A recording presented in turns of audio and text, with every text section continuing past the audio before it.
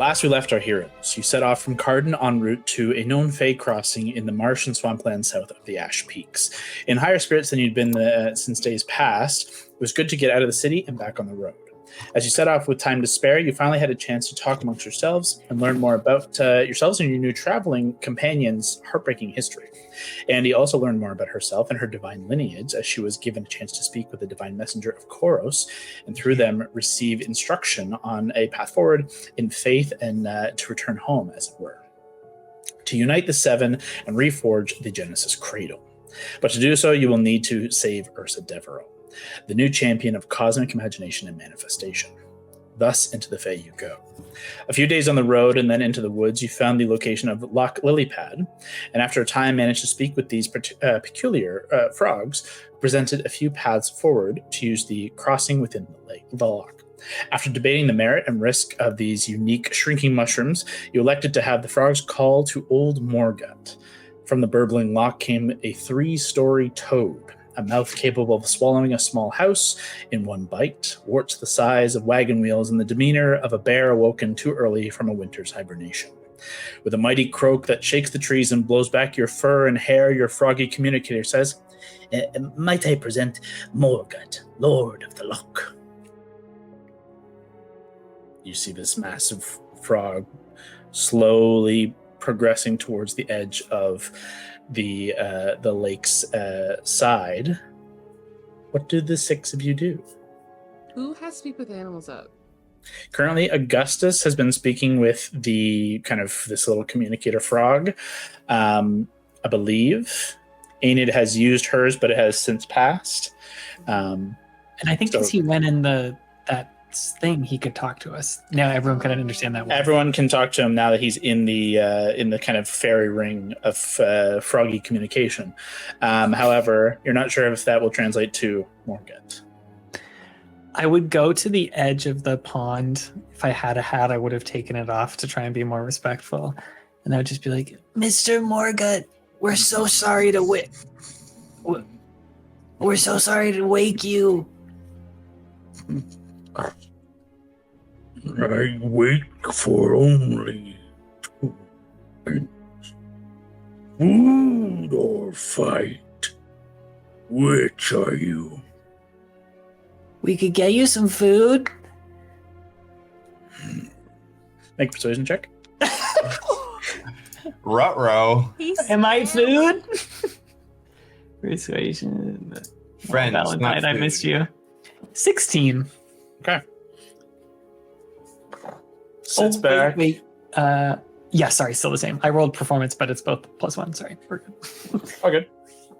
He rolls back, kind of sitting back ever so slightly. You see the gut just kind of bulge up and out, of like making waves as it kind of burbles up along the surface.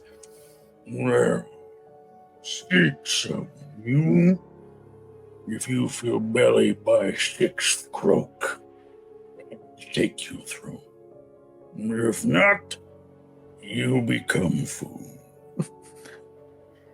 He slowly centers himself into the loch and bellows another croak. Need you all to roll initiative. Oh, no. No. Find Bring it food, on. guys. No, we have to find food. That's what he said. So Morgut unleashes a bellowing croak. As he does, the frogs all around the space begin to croak in this kind of unison song of croaks, kind of amassing around the space. You feel the tensions rise as you need to feed old Morgut. Does everyone roll initiative? Yeah. Sure. Yep. 25 to 20. Hit me. 21. Okay. 20 to 15. 14 and 4, 18. Nice. Nice. 15 to 10. 10 for old Moggy. 10 for... Oh, wait, hang on. Classic Mogden. Oh, Yeah, I was just about to say, you guys. yeah. I was like, wait a minute. Sorry, the twins are doing our thing. Sorry, Enid, you got a 10 as well? Yeah. I believe Enid's dex is more than Mogden's. My Probably. dex is +3.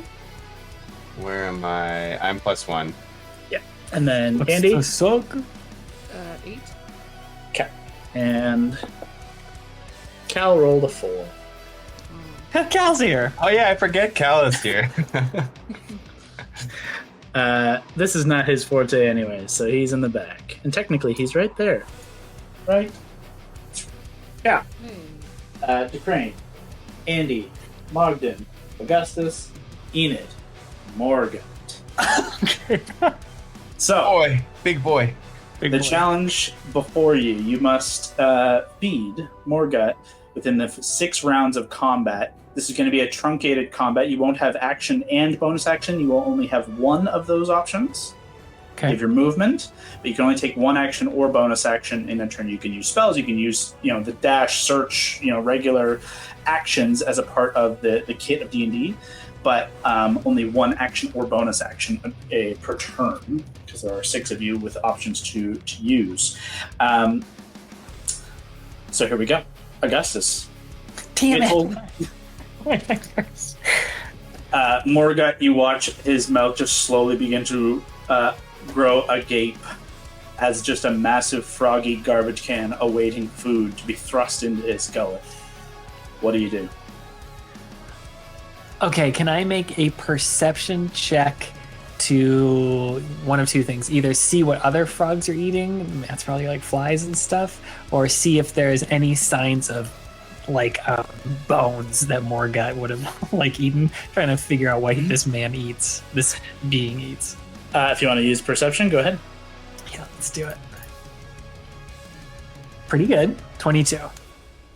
With the 22, you quickly scan the area, and indeed, there are dozens of frogs all around this space. Currently, most of them are in their croaking, singing performance, so not currently trying to eat anything. However, you have, in the time you guys have been here, seen them, eating at various bugs and flies. However, you're going to need a metric fuck ton of that to feed Morgut. Yeah. You gather there's something else to be fed. That'll cost your action. Yeah. I think I'll maybe just run up to the edge of towards the water there near Morgut. And I mean, that's my action and movement, so I think I'd just be like, quick, guys, that was the first croak. There's only a couple left. From Augustus to Crane, you are next to act. Okay. I take out my gun. I shoot Morgut in the face. I don't need to feed him if he's dead. I've got your dinner right here. Right as we Bullets. eat him. Eat him. Yeah, he's also your ride. Okay, well, this is an idea, but I don't know if this will work. Could I suck the energy of the surrounding, whether it's the fish or birds around me, enough that they would, collapse or faint, and then I could just give them to him? Do you want to birds out of the sky Yeah, just dropping? and then they just fall. Okay, so here's what we're gonna call that.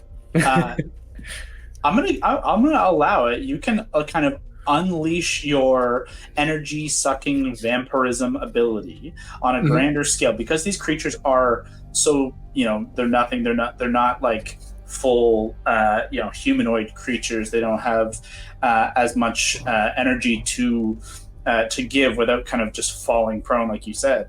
But I'm not going to give it to you in a single action. We're going to call it over kind of a skill challenge of being able to kind of draw down creatures within this space of a kind of a lower threshold, a lower CR. So creatures that are CR 1/4 or less within a certain range, depending on how well you roll, could befall this effect. If that's what you want to try and do. Sure. Okay. You want to start from where you are there, or do you want to try and get closer to the water's edge? What's the plan? I'll get closer to the water just in case there's a good bounty in there. 20, 25, 30? Yeah, it puts you right beside Augustus. Your buddy Augustus. Train away. And then, okay, I guess I've never really thought about what ability this is of yours. I'm going to call it Constitution.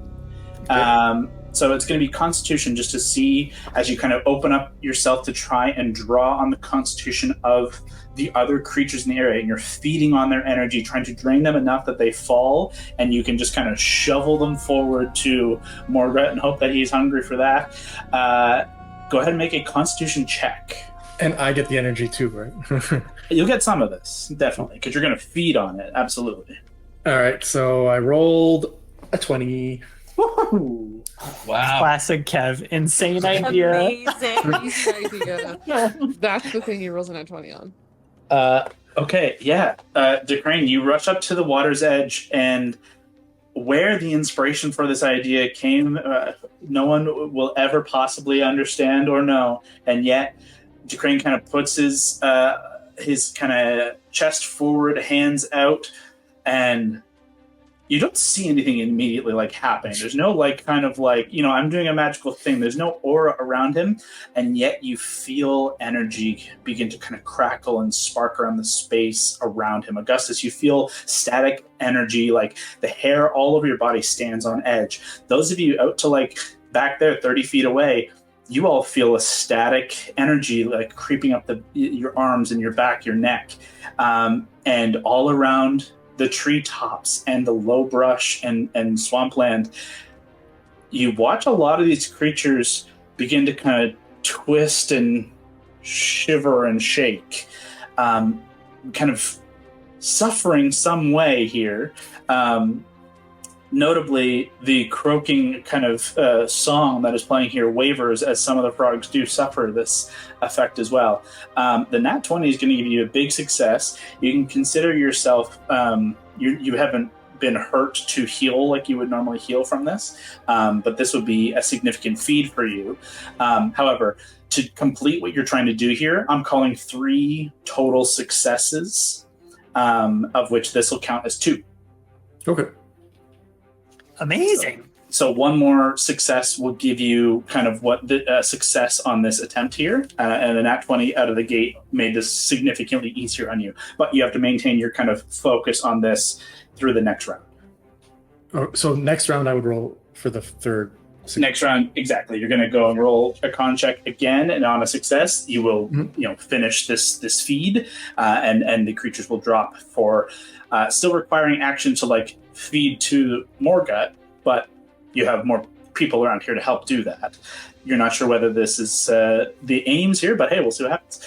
DeCrane, that was your action and movement. So, Enid, we come to you. Mogden on deck. Okay, can I do a check as well and see if there are anything around in the area like plants? I was going to do the same thing with any of the other animals. But could I assist DeCrane with the animals? I think assisting DeCrane right now would be too difficult because no one knows what DeCrane is doing. Okay. You know what I mean? None of you have ever seen him do this. Oh, okay, and fair. So this is a new thing to all of you to even understand. It doesn't look like he's actively doing anything, but you know something is happening, but you don't know what it is. So I would say you can't assist him, so it would have to be your own thing. Okay. A perception check has been rolled. However, what I'll offer to you, especially as a ranger, as a natural kind of guardian, and as someone who has spent a lot of time in the wilderness, I will offer to you a nature check to see if you can identify a creature of this size. What is something that they would eat in this area, or that would be fitting for these kinds of creatures in this environment? Oh, perfect. Okay. So that is 17. With a 17, okay. With a 17, you begin to look around for what could be in this space that would fulfill the gut of this monstrous creature. And as you kind of look around, nothing here is exactly fitting. However, there has to be something here that this creature is after. And whether it's the environment itself, or you actually spot something in the kind of underlying swamp and brush, the creature needs something big to eat, and typically doesn't eat other kind of vertebrates. Is not going to eat very often. Is it going to eat birds? Probably not going to be a cannibalistic kind of creature to eat other frogs, but insects and stuff like that. You, with a 17, know that larger frogs will go for kind of larger, like meatier, fattier slugs and like big, thick, kind of like gross things like that. That would be like a delicacy in this situation. With a 17, I think you would have the kind of understanding that in these environs of a like an ancient old swamp kind of situation like this, there's a giant ash black slug that has been known to kind of make its habitat, make its home in these areas. They can grow 25 to 30 pounds, 2 to 3 feet in length. That would be a feast for this kind of a creature. Ooh, okay. Can I start looking for one then? Absolutely. Okay. I'd say it was your action to kind of pull that information, but you have your full movement and can freely share that information. Okay. So then I will use my bows. I'll just kind of yell out to everyone. Guys, look for one of these big slugs. See if you can find a giant slug. They're like 25 pounders. Sounds like a nightmare. Enid, which way do you want to start moving? I will move towards, is that like mud at the edge of the pond? Yes, exactly. So all around the Okay. edge is kind of a mucky, kind of difficult terrain Okay. in terms of game term. But all around the edge is areas of kind of swamp and plant life, and then kind of areas for you to check and walk around all about the space. There are a couple of trees to check, and kind of in the space that you've been kind of standing in as well, harbors just like fallen logs and trees and stuff like that as well. Okay. Then I will make my way to, if there's one of the fallen logs, because it might be under there. Sure. Especially if it's all moist. Yeah, absolutely. With that, I'll pull you down kind of south here. So 17, kind of coming down towards the bottom edge of the map. However, you've used your action already to like search to find that information. So I'll come back to you on the next round. That's what. Mogden, we come to you. Okay, the slug here makes things interesting. My initial thought was, did we determine one in that perception check? Are there any like fish in this pond? Or anything like that? There haven't been any fish determined as of yet. Augustus, I guess what you would have seen that there are some, but it's difficult to kind of see specifically. After he like woke up and moved, the water has turned a little brackish. Like it awoke and disturbed a lot of muck and things from the bottom of the lake. If you got up to the edge, you could make your own investigation or perception check if you wanted to make a specific search. Okay, and then my other question would be, through Enid's knowledge, do we know if fish are even something that this thing would like to eat? Or was... I think based on Enid's knowledge there, it certainly could, but it may not be the best option. Okay, so then Mogden's gonna run with the slug info here and try to do a little search of his own. He's gonna look around for an area maybe in the swamp that would be a good hiding spot for like a slug of that size. Mm-hmm. And I think he's gonna maybe run to the water's edge and dive into the water and try to get to a spot maybe where there's like thick mud and brush kind of off of the edge of the shore, and try to root around in there for a big fat juicy slug. You got it. Big fat juicy. 5, 10, 15, 20, jumping over the boys and down into the muck. Go ahead and make an investigation check with disadvantage for me. All right, gonna use that bear skill here. Oh my god, this is the third time you've jumped into a bunch of... Oh no. The one time I roll high, it's on a disadvantage. So I got 19 on the first one. Okay. And a 16 on the Great. second one. You Not that you bad. you dive in over the boys and just slap heavy into the mud, kind of half rolling, half diving, slipping and sliding down into the lake. And it is surprisingly tepid water, so not all unpleasant. However, in the muck, you kind of pull yourself up in the kind of the slope down into it. You can feel there are all manner of like large rocks, and there's a significant amount of kind of lichen and there's old rotting logs and bits and pieces like that. That instantly your brain goes, that's got to be where it is. You plunge your hand in, and you can indeed feel the slimy, disgusting exterior that fits in the full meat of your palm. Nice. A massive slug, at least 2 to 3 feet in length. As you begin to kind of heft it, it's a 20-pound, 25-pound something that you're pulling up out of the muck, and it burns like a son of a bitch. Oh no! You take 4 points of acid damage. Oh shit. Okay.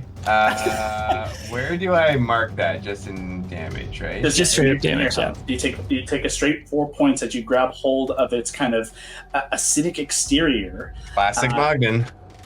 And you kind of pull it up out, and indeed it is this kind of black and kind of mottled black and gray slug. There's not much more description needed. It's fucking massive, and you hold it up out of the water, and that now gives an identifier to the rest of the crew. This is what you're looking for. Okay. So it's like, this is slug they want. I'm wondering, does our good friend Morgut here give us an indication that he wants to be fed as we find things, or should we be making like a big pile of our findings to feed him in one fell swoop? You pull your head up, and with the slug, you turn back to Morgut. He is sitting back, mouth agape, as a big trash can awaiting his meal. So maybe Mogden, after showing the group and receiving their acknowledgement that this is what we're looking for, just like lobs this thing into the open maw of our friend Morgut here.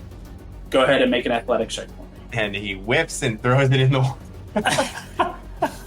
Throws it across the forest. I will say you have disadvantage on this athletics check as well. Oh no. Shit. Now, if I have an advantage, does that just rule it out and it's just like a straight roll? It would, but you don't have it unless you're raging. Oh, shit. Okay. Okay, so that's going to be a 15 then. Okay. 15 is the DC. You meet and beat. So you stand and hurl this thing into Morgut's mouth. But what you notice as you do so, you're only able to do this because of your impressive strength. The slug was adhered to your hand where you had grabbed it. The acid is a binding agent. Oh, no. And where you threw it, you felt it sticking to your hand and forearm, but you threw with such ferocity, it released and flew and then fell directly into the gut, where you hear a very happy gurgle from our froggy friend.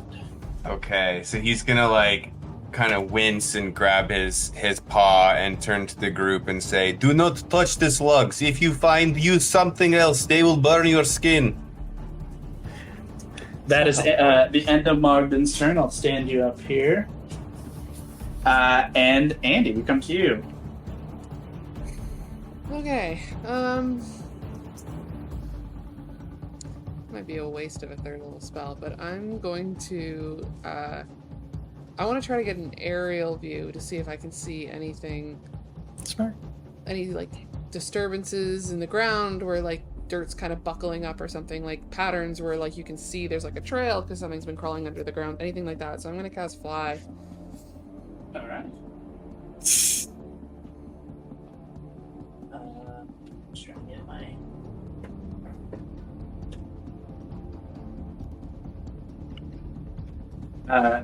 you have 60 feet with Fly. Where do you fly to? I'm just going to go up. Okay. I just want to see, maybe I'm not at the full 60, like I think 30 is fine, but I just want to be able to get a bit of an aerial view of like the ground underneath us to see if there's any patterns emerging. Okay, so it is your action to cast fly. Mm-hmm. So that I probably won't be able to do it till the next turn. Yeah, you fly up and now have the aerial perspective to provide to the rest of the crew. In an immediate glance, your passives are not enough to give you anything more where I otherwise would have. But on your next turn, what I'll do to honor that is I'll give you advantage on your check. Cool. That is Andy's turn. Cal at the bottom of the initiatives. All right, I guess we're going for slugs. And he's going to just follow Mogden's lead and dive headfirst into this side of the lock. And I'm just going to try and roll some investigation for a slug on his side. Come on, Cal. With disadvantage, he comes up short, unfortunately, and just dives in and is just kind of mucking about trying to search for the slugs. And unfortunately does not find anything just yet. A second heavy croak as the second round begins. You're one slug in. You've yet to determine how many you're going to need. Yeah. And you're yet to figure out how many more you can find as Augustus come to you. Okay. Is that little frog we're looking at right now the one I was talking to? No, the one you were talking to is in this circle right here. Gotcha. Can I run over to that guy? Mm-hmm. As far as my movement will take me. You get to like there. And I'll The tree's say, blocking. excuse me, Mr. Frog. How much does Morgut usually eat? How much should we be looking for? He says, Master Morgut has quite the appetite. He's been known to have, 10 or 12 in a single sitting, at least. 12. Okay, 10 or 12. Get 10 or 12 of them. No, That's what I'll shout out. Were they all these mushrooms? I just had a thought. They're all reducing mushrooms, right? All the ones that are on the battlefield or the ones that are around... The ones that we've heard about their mushrooms and that they would make you tiny. They're the ones that are right? around yes, they're all reduced or shrinking shrooms that are all around the fairy circle that the frog is in. I almost took enlarge reduce, guys. I almost did it, and I didn't. I could have just. What would you do with it? Made it really fucking big. Ooh, that would have been big old slug, yeah. big slug boy. Yeah, big slug. I would have given you probably 2 or 3 extra numbers on that one. That would have been cool. I didn't take. Coulda, woulda, shoulda. Augustus, that is like your full move, and to ask the question, you can. I wouldn't give you that as an action, just to ask. So, if you have something you want to try, you're welcome to use an action here. I don't know. What I can offer you something if you'd like. Please. Yeah. Given again your druidic kind of knowledge, knowing what you're looking for with Enid's assistance, if you want to make a secondary nature check, there could be some additional information about these giant ash black slugs to understand. Hell yeah, done. What is that? 11. Okay, an 11. Given Is this the thing where I could add my wisdom instead of my int? I forget how the new rules work. Oh yeah, you should be able to. Okay, so instead of a +3, it's a +5. So 8 + 5 is what? Just 2 more? So 13? Okay, great. That kind of bumps you up a little bit with the adjusted DC, with kind of already knowing where to start thinking. Thanks to Enid. You kind of recall kind of similar information, big, heavy slugs, 2 to 3 feet in length. With that roll, you remember that they can often will eat lichen and fungi, but have been known to climb trees to search for the moss and around these bogs, especially these kind of moist, old, ancient forests. It takes them a fucking long time, but they will be found up in trees as well. And it's at this point that you do recall, oh yeah, these slugs have a very adhesive quality that is sought by alchemists for the purpose of their superior bonding and potent acidic qualities. They also can be in trees, not just underwater. I just thought of it. I remembered. that is the end of Augusta's turn. To Crane, we come down to your second attempt to bring low the creatures of Loch Lilypad via your vampiric nature. Go ahead and make another Constitution check. All right. And the roll is a 13. Okay, what's your Murder Constitution? some slugs. And my Constitution modifier? con modifier is +1. Okay. A 14 is not Wait, sorry. Modifier or saving throw? modifier. There's not a Oh, saving. yeah, +1. So 14 is not enough to perform what you're after here. So that would be considered a success or a failure. Sorry, your 2 successes, 1 failure on your attempt. You're going to need at least a 15. To try and do what you're trying to do is expanding the potential of your feeding capabilities to a very wide margin. So you're kind of pushing yourself to your limits. You're still feeding, so you're still going to be considered that's still feeding for you, even though it's a failure in this check. But unfortunately, it's going to cost you another round to try and get that last success. Do you maintain? Yep, of course. Okay. Decrane continues his process. Enid, we come to you. Okay, so I know I said I was going to that log area, but can I go near the tree? Yes, And if at all possible, can I shake it? Wait. You could possibly shake this tree. Shake it, or This tree you could climb. I can climb? Okay, I'll climb that one then. Give me an athletics check, please. Okay. I might actually be able to do this. Let's see. 7. Okay. Enid, you begin to kind of quickly, with the knowledge Augustus provides, you begin to quickly scamper up and scale the tree here. And as you get to a high-ish branch, it snaps under your weight. Give me a dexterity saving throw. Oof. Okay, hold on.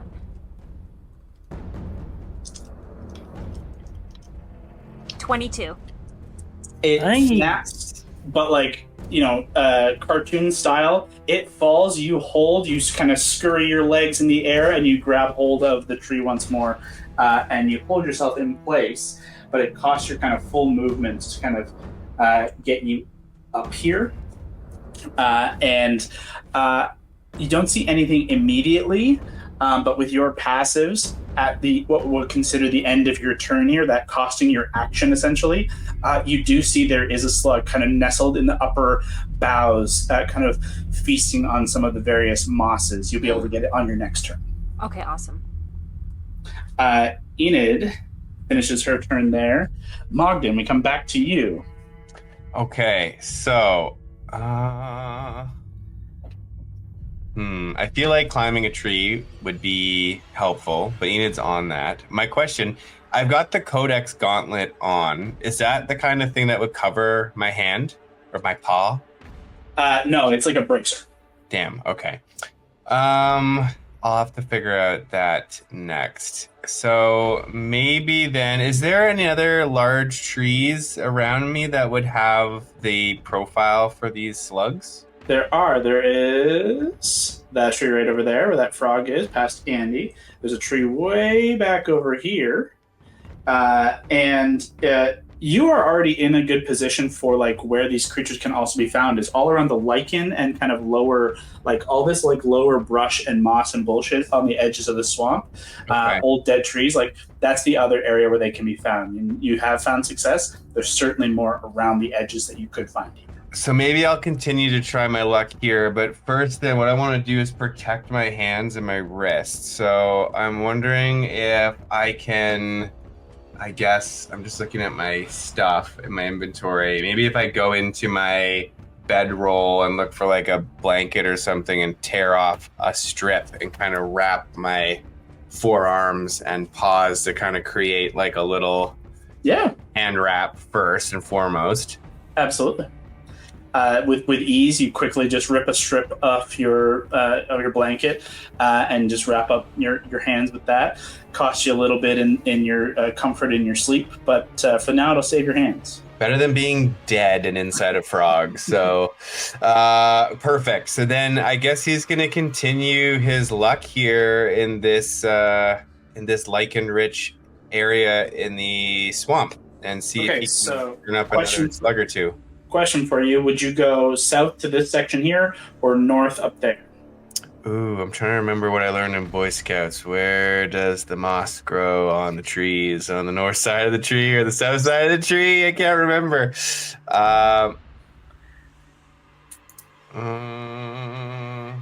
Let's go to south. Okay. Southpaw. You rush south and begin this kind of little section here in this kind of weird wiry brush, little outcropping of rock and a couple of bits of fungi. Go ahead and make your investigation check. Oh, question. If I rage right now, will I still be able to search, or will that be my... That would be your chosen action. Okay. I guess we'll have to sacrifice for the slug here. We always do. Let's investigate. That's a 19. A 19. Amazing. Give me many slugs. You rush down to this side, and whether it was the correct angle of moss growing on trees, it is the correct angle for slugs eating lichen and fungi. And as you kind of come over to this side, this whole area is kind of rock, but there are these mushrooms kind of growing up and out of it, nestled right between this mushroom and this plant. Otherwise imperceptible, just like perfectly blending in with the rock and the muck, and not moving fast enough to ever be seen.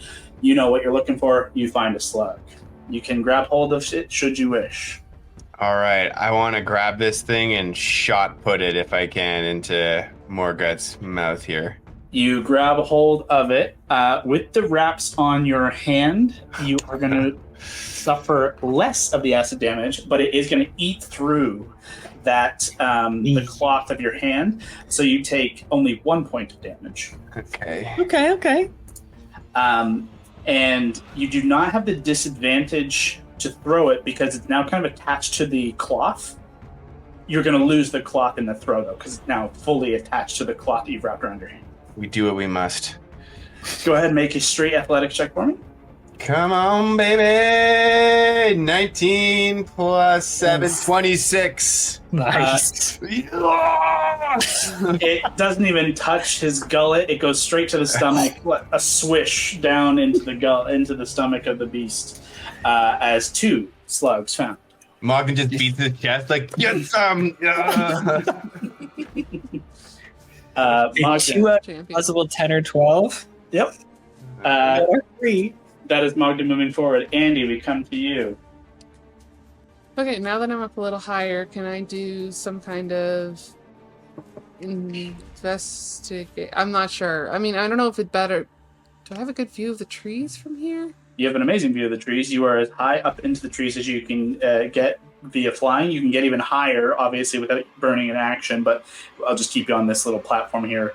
Sure. For height, you can just let me know if you want to go higher or lower. Yeah.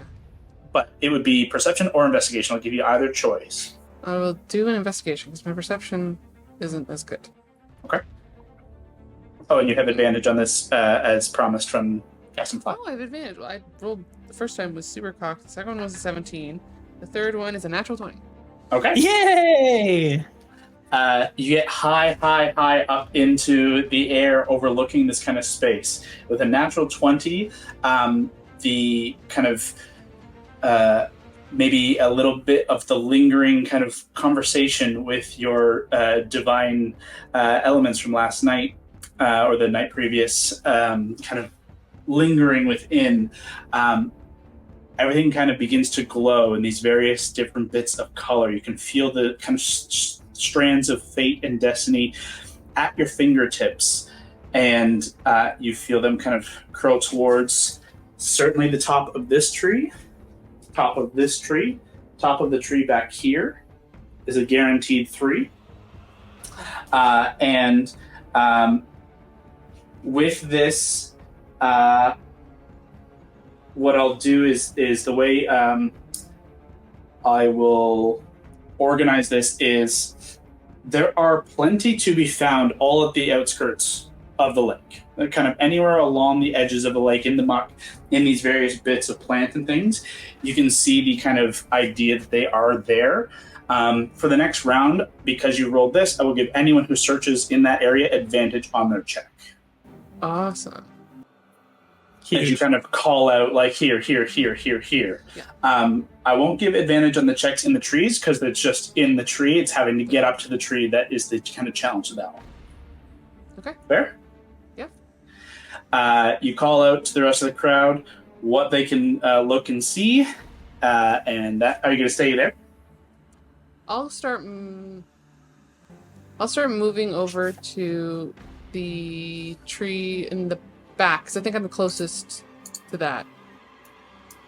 Back here with your 60-foot fly, I'm pretty confident you can get basically to the, just about to it. 5, 10, 15, 20, 30. Yeah, like you can get basically to the edge where on your next turn you could try and grab one of these if you wanted to. Okay.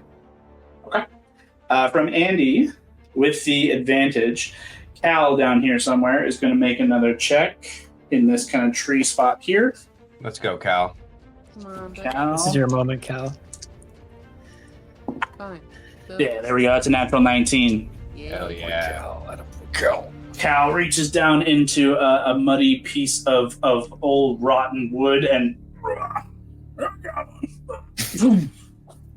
hucks it as far as he can as he's going to make his way. You can only get to about there. He's going to try and throw. It's a decent throw for him. Let's see what he can do. Granny toss it, just like. Yeah, right between the legs. On an 18, that'll go. Hell yeah, Cal. Well done. That's one down. Do we need 6 for 6 croaks? That is the end of round 2. Round 3, another croak rings out. 3 rounds, 3 slugs. Augustus, top of the round. We need more slugs. Is God. there a way to limit this guy's appetite? Like kick him in the, the frog nads or something and see if he loses a bit of his appetite? We just need 5 slugs? You can certainly try. I thought about trying to slow him, but I could try and give him some water with my endless water thing. Decanter of endless water. You look thirsty. You should drink. You are a frog, though. Yeah, disregard the lake you're literally seeing. Yeah, exactly. The lake you live in. I think I'm just going to try and find one of these frogs and contribute to throwing it, even though I'm so tiny. Fuck, I forgot I'm back here. You are over here.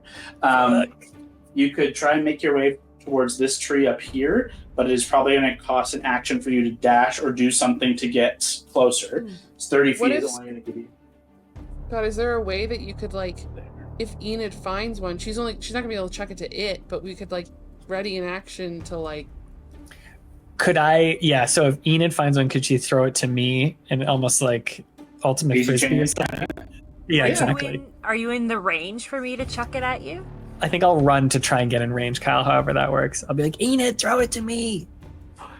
15, 20, 25, 30. Enid. Enid, careful. Already fallen once. Okay.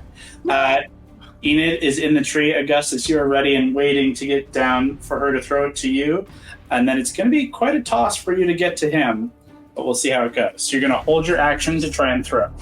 Yeah. It's like when we played pinecone ball as kids. Okay, just I gotta make sure not to aim for your face. Hands. Always aim for my hands. Hands. That is Augustus holding his action, ready and waiting. To Crane, we come to you for the potential third check here. All right. Let's see. Come on, buddy. Oh, no. Yeah, not good. It felt like you knew as it was happening. You sighed, like... Before the number roll. I didn't have a good feeling. No, and it doesn't feel good because you have been trying to consume the energy of the kind of world around you, the space around you. And at this point, the space around you has had enough. And you watch as the birds above dive bomb and attack you. Oh no. But You watch. But sorry, go ahead. You go first. I was gonna say, could I like second wind it? Nope, because it's your action, and we're only doing a truncated action or bonus action, single move here. As you are kind of trying to consume, you watch like 2 ravens and a heron like swoop down and just try and peck your eyes out. Is Mixie there, that little bitch? He would never betray us. He's keeping himself from harm for now. That is going to be, I don't know, what's the attack bonus of a raven? Hang on. It can't Plus be that 9. high. Plus 9, I think. Let's see, I rolled all right, so let's Plus see. 2. I think it's plus 11. A beak attack is a plus 4, There we go. but let's use a swarm. Swarm of Yeah. ravens. If Mixie shows up, I'll drop what I'm doing and come over there. I don't care. I don't care how many slugs we need. All right, Kev, on the 3 attacks that are going to come from these various birds is a 14, an 18, and a 20. Well, 2 of them hit. All right. Let's see here. You are going to take Bird damage. a little bit of bird damage. 3 points of damage, bludgeoning Ooh. damage. I'll take that. That's a nice 11 points of piercing damage. That's crazy from a bird. Several birds. It's a nasty bird. Several Big spoon bill, birds. it's big.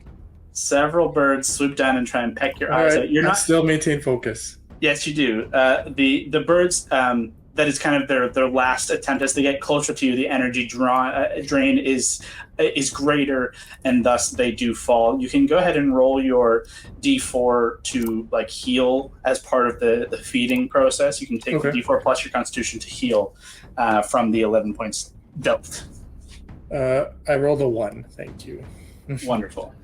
My con, you said? Yeah, but I think it's plus your Constitution. Whoops. Plus 1, I guess. Yeah, you heal back 2. So Great. you maintain your focus on trying to get the success out of this from the beginning, a nat 20, and then several kind of poor rolls after the fact, unfortunately. We'll see how you play next time. Can I say anything, or am I not yet? Am I like too focused to say? No, yeah, you can talk. That's fine. Now, I'm just like I'm getting frustrated and really like you will feed. Oh, Oh my. all right. Enid, we come to you. It's a dumb Okay. energy. I'll just kind of, Augie, you ready? Let's do it.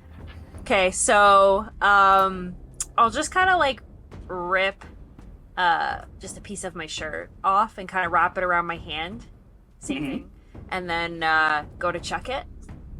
I want to focus on you. Go ahead and, well, first and foremost, you can just grab it. It's a slug. It's not that fast. Okay. But you would take 2 points reduced to 1 point of acid damage for wrapping your hand. Okay. Go ahead and make an athletics check. Okay. 12. Okay. Augustus, Yeah. it falls to you, but not in a way that you can catch it easily. And in fact, I'm going to need a dexterity saving throw from you. Uh-oh. Let's I'm fail so it. sorry. Let's fucking fail it right now. 9. It hits you right in the face. Oh. I said not to fail. I'm sorry, it's just what I'm used to. You take 4 points of acid damage as the slug adheres across your eyes and mouth. You are considered blind A huge currently. rabbit eye. Oh no. It is adhered to your face. This music is only making this better. I love it. Your Augie, screams, your screams are muffled by the slug that is now on top of your face. This is a 25-pound slug that just slammed you in the face. You almost get knocked off your feet. What are you doing with your held action? Maybe I'm just trying to run in the direction I thought was the frog or Mogden or DeCrane. Okay, so you're not going to try and tear and throw it off? Oh, sure, actually, if you'll let me. I think Like, it's well, just so your heavy. held action was to, like, throw. Yeah, let's try that. That's the first thing. Try and rip and throw. So it's going to be an athletics check at disadvantage. Oh, God. Come on, buddy. No. Come on, little buddy. Yes. Okay. No. Oh no. Oh no. Oh, No. It's a 4. Are we good? Uh, I froze there for a bit. It's a 4. I'm freezing on and off. your hands are now stuck to the kind of tail part as well, as both hands are stuck and attached to the bottom of the tail. You can't release your hands or your face. oh no. Just fused the slug. I'll wait for my turn. This sounds bad. Oh no. Yeah, that is the end of Augustus's turn. Or Augustus's reaction, and the end of Enid's turn. Although, Enid, you could move if you wanted to move out of the tree. Are there any more slugs or no? Not that you can immediately see within the trees. Okay. Within this tree, I should say. Okay.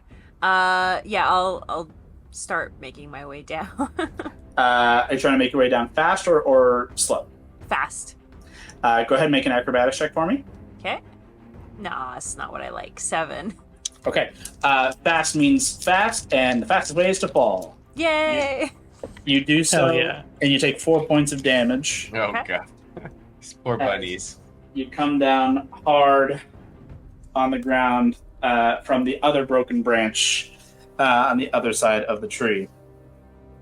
You do have a slug available to you, but it is not in Morgut's gut yet. Mogden, we come over to you.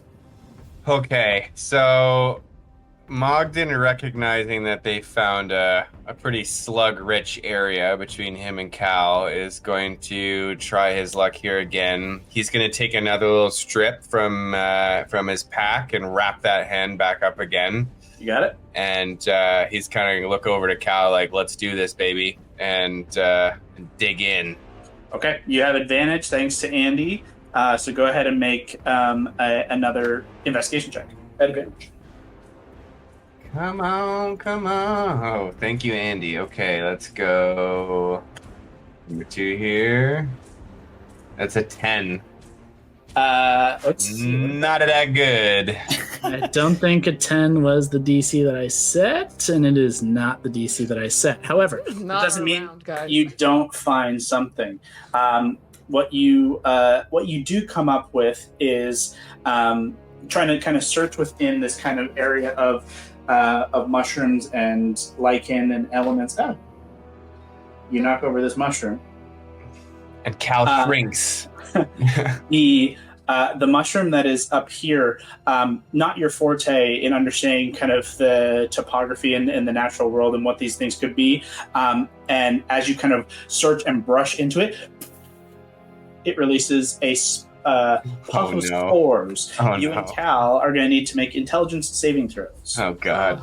Oh no. It wouldn't be a combat round if Mogden wasn't somehow face first in the mud, getting burned by something, and then like inhaling some substance that's going to turn him into something else. So, Come on, ooze. Very on brand for him. No, it's an intelligence saving throw.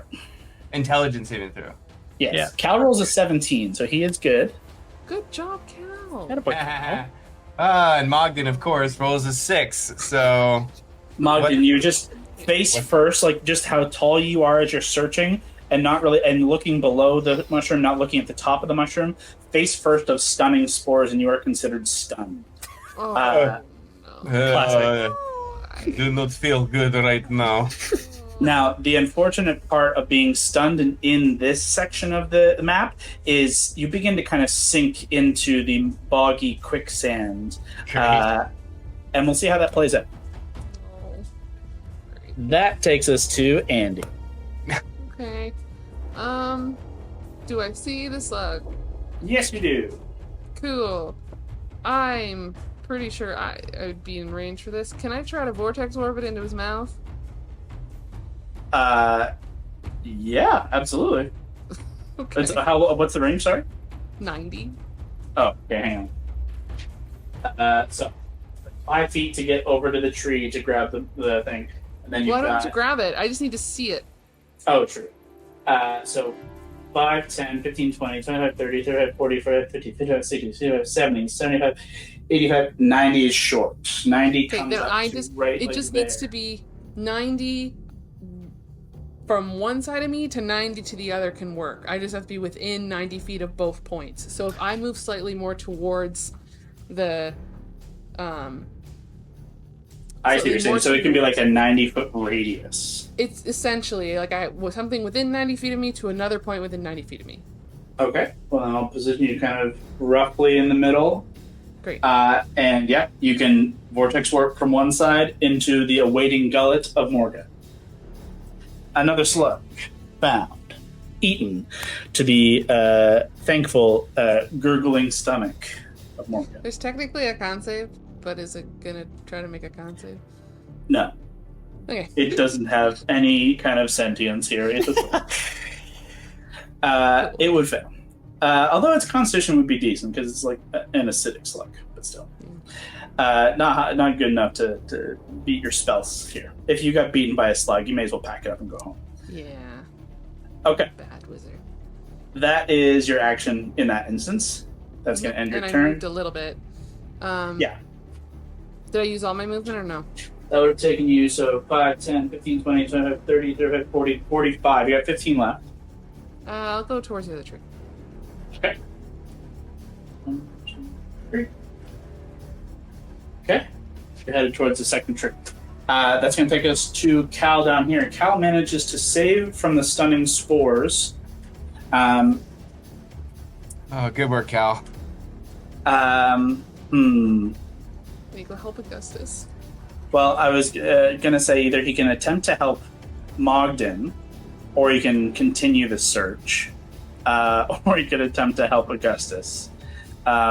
He's kind of got either help one of the two party members, or just press onwards. Realistically, he would try to help Mogden, is how I would think. He can't get to Augustus because it's difficult terrain from the mud. It's right next to him, yeah. He can't get to him, and Mogden's right there. So Cal's going to do what Cal thinks makes sense. And just, hang on, buddy. He just socks you in the face. Go ahead and make a secondary intelligence saving throw. Come on. You do suffer... hang on, I gotta find Cal. Net 20, baby! Yes, sir. We back, baby. We back. We're back on top. Hold on. What's Cal's strength here? Hang on. Cal smacked the shit out of Mogden. Yeah. Bitch slut. Yeah, you take 7 points of bludgeoning damage All right. Oof, cow. as Cal Mean hook, that cow. cracks your jaw good. He sees your kind of lights come back to your eye and says, I wasn't sure that was going to work, if I'm honest. Oh, what happened, Cal? You gotta watch out for these shrooms, man. And he begins to kind of move on. What a guy. He's so cool. After his brain surgery. Tip of the cap, like. Round 4, a fourth croak unleashes around the lock here. That is 4 rounds of 6, 4 slugs of 10 or 12. Oh boy. Augustus, we come to you. Blind, slowly suffocating, slug on your face. What do you do? Yeah. What do I do? I don't think I can. I'm not strong enough to rip this thing off my face. Could I use my hands and use the cantrip Primal Savagery to just try and tear this thing off me in 2 chunks? Just try and rip it off me? Yeah, absolutely. Want me to roll the hit? Okay, yeah. You cast Primal Savagery, go ahead and make an attack. You do technically have disadvantage, but it's on your face, so I'm not going to inflict the disadvantage there. Okay. I just rolled damage by accident, so here, I'll roll it to attack. Straight roll. It's not great. What was that? God damn it. Stop just Pull up the again. thing. 14? Yeah. A 14 to No, hit I just saw that. I just jumped around. is definitely going to hit. It's a slug. But how much damage did you roll? 9 acid damage to this guy. Okay. It'll take us. Now, it is resistant to acid damage. So you tear into it, but it does not fully release, as it is not fully destroyed, as it is acid damage that you inflicted on it. Unfortunately, as you had to touch it to do that, you do also suffer, kind of on your face, so you do suffer an additional 4 points of acid damage on your turn. Mostly, I should have just tried to get it in the stupid thing's mouth, but okay. Yeah. Good. I'll still give you the attempt to try and throw it, but not with advantage or anything as a result of it's still alive and kicking, but you can still make an athletics check. Straight, or do you want disadvantage? I'll give it to you straight, and I'm going to make a secondary check if you succeed in pulling it off of your face as to how well you can aim blind. Okay. So straight athletics. 12. Nope. 10. Not enough. Stuck to your face. I have a -1 to athletics. Yeah, I need to find an adult to help me with this. That's what I need to do. How much do these little bunnies weigh? I'm trying to picture them next to these giant slugs. Probably 60 pounds. It's probably like half our weight. Yeah. Oh. Yeah. The height of my 4-year-old, because he's like 30. Yeah. Yep. 4 Yeah. foot tall. These slugs are like are a 2-year-old child.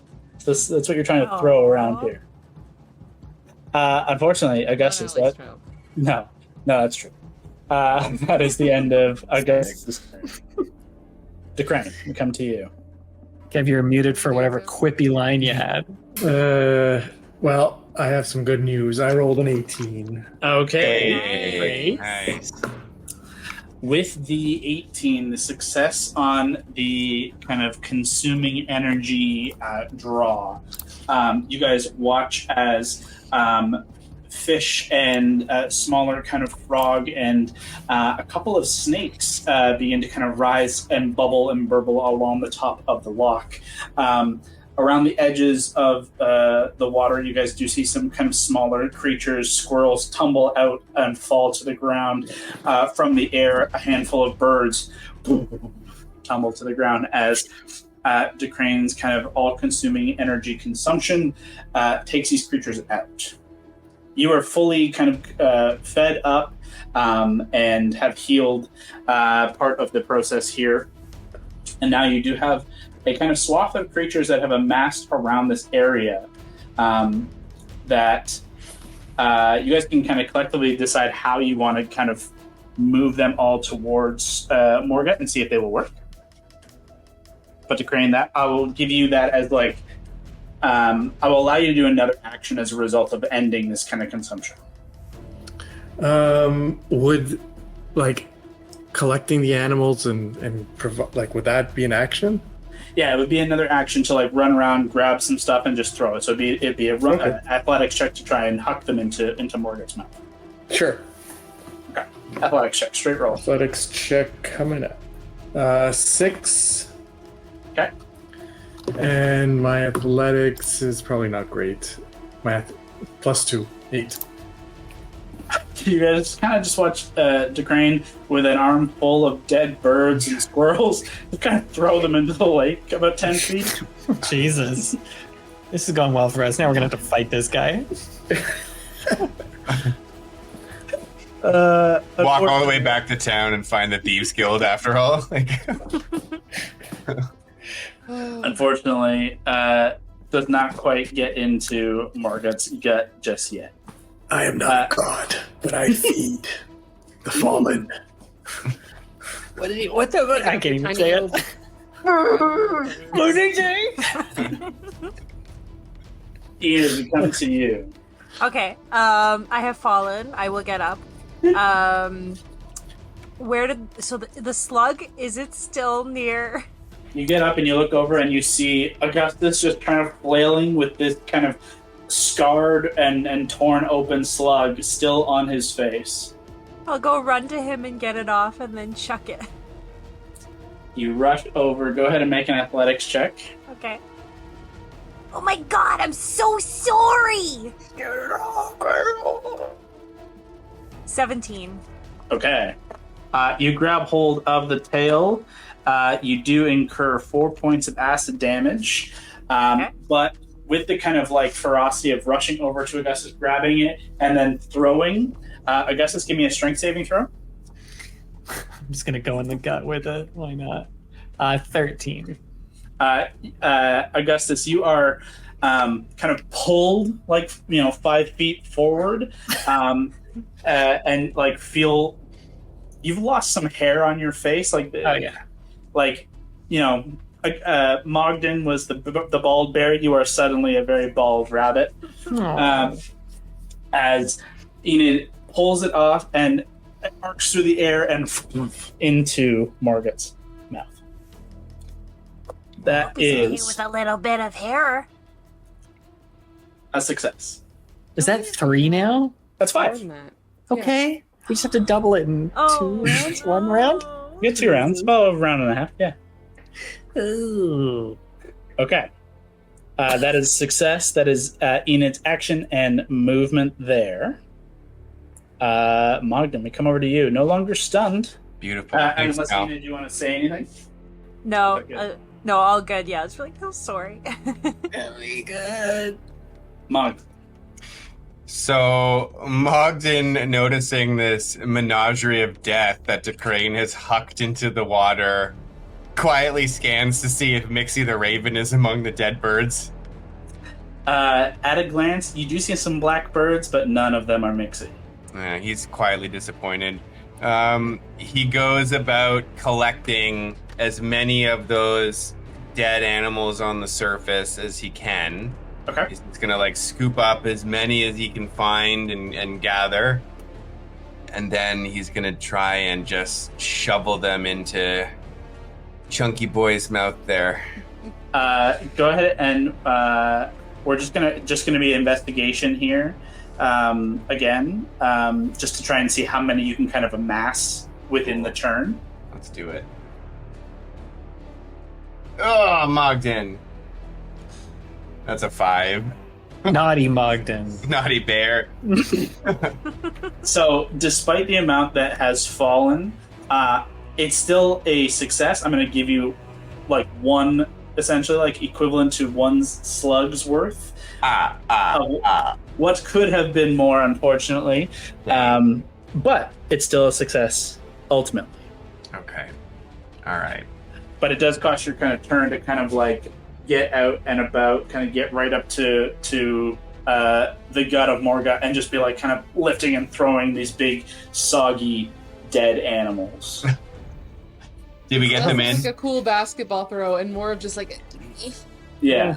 Just like a... this one. This one.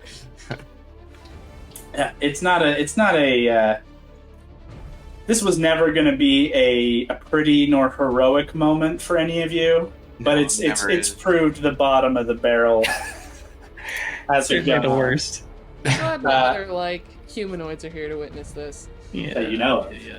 The first round that Mogden played, this was all very humiliating for him, but now this just feels kind of old hat. This is just his style of play. Dirty, burned, and crawling around, half stunned. We're back, baby. We're back. And if we come to you, Okay, can I use the rest of my movement to get to where the other tree is? yes. Is the slug on the trunk? Is it on a branch on the end of it? What's the situation? It's kind of wormed its way up in amongst the boughs where some of the moss is hanging down, and it's just trying to feed at the hanging moss. Okay, I would love to try to use my action to. I don't want to touch this thing, because I am, and also I'm not strong enough to throw it, and I don't want to use any more 2nd level spells. So can I try to use my staff to try to bust the branch it's on so that it falls to the ground, and then also whoever can grab it can just grab the whole branch and chuck the whole thing into his mouth? Yeah, I'm not really gonna call that an action. You're just breaking a branch in a pretty old ancient tree. These things are, if you put any weight on them, they're ready to snap. Kind of figured they're pretty soggy. So Yeah. okay, yeah, I'll try to bust So out the. at the base of this tree now is a slug. Cool. Okay, well then I don't know. Maybe I should just pick it up by the branch and just fly over. And I mean, it won't be this turn. It'll be another turn. Very cool, though. Drop it in his mouth. Okay, so you moved what, 5, 10. 5, yeah, not very far. So Go it'd be. down. Well, you didn't have to break it and drop it if you were going to just carry. Okay, yeah, if I'm planning I can. Yeah, if you just kind I'll of kick carry out the and break the branch, you're flying. Yeah. So you fly over, you kick out and break the branch, you hold the branch, and you go. So you're on 5. So 10, 15, 20, 25, 30, 35, 40, 45, 50, 55, 60 is directly over top. 60 brings you basically right over top of Morgut. And you just drop it in. In his mouth. Yep. It just drops in amongst the various dead birds and creatures. Try to God, it's throw terrible. something into a open dumpster from the second floor.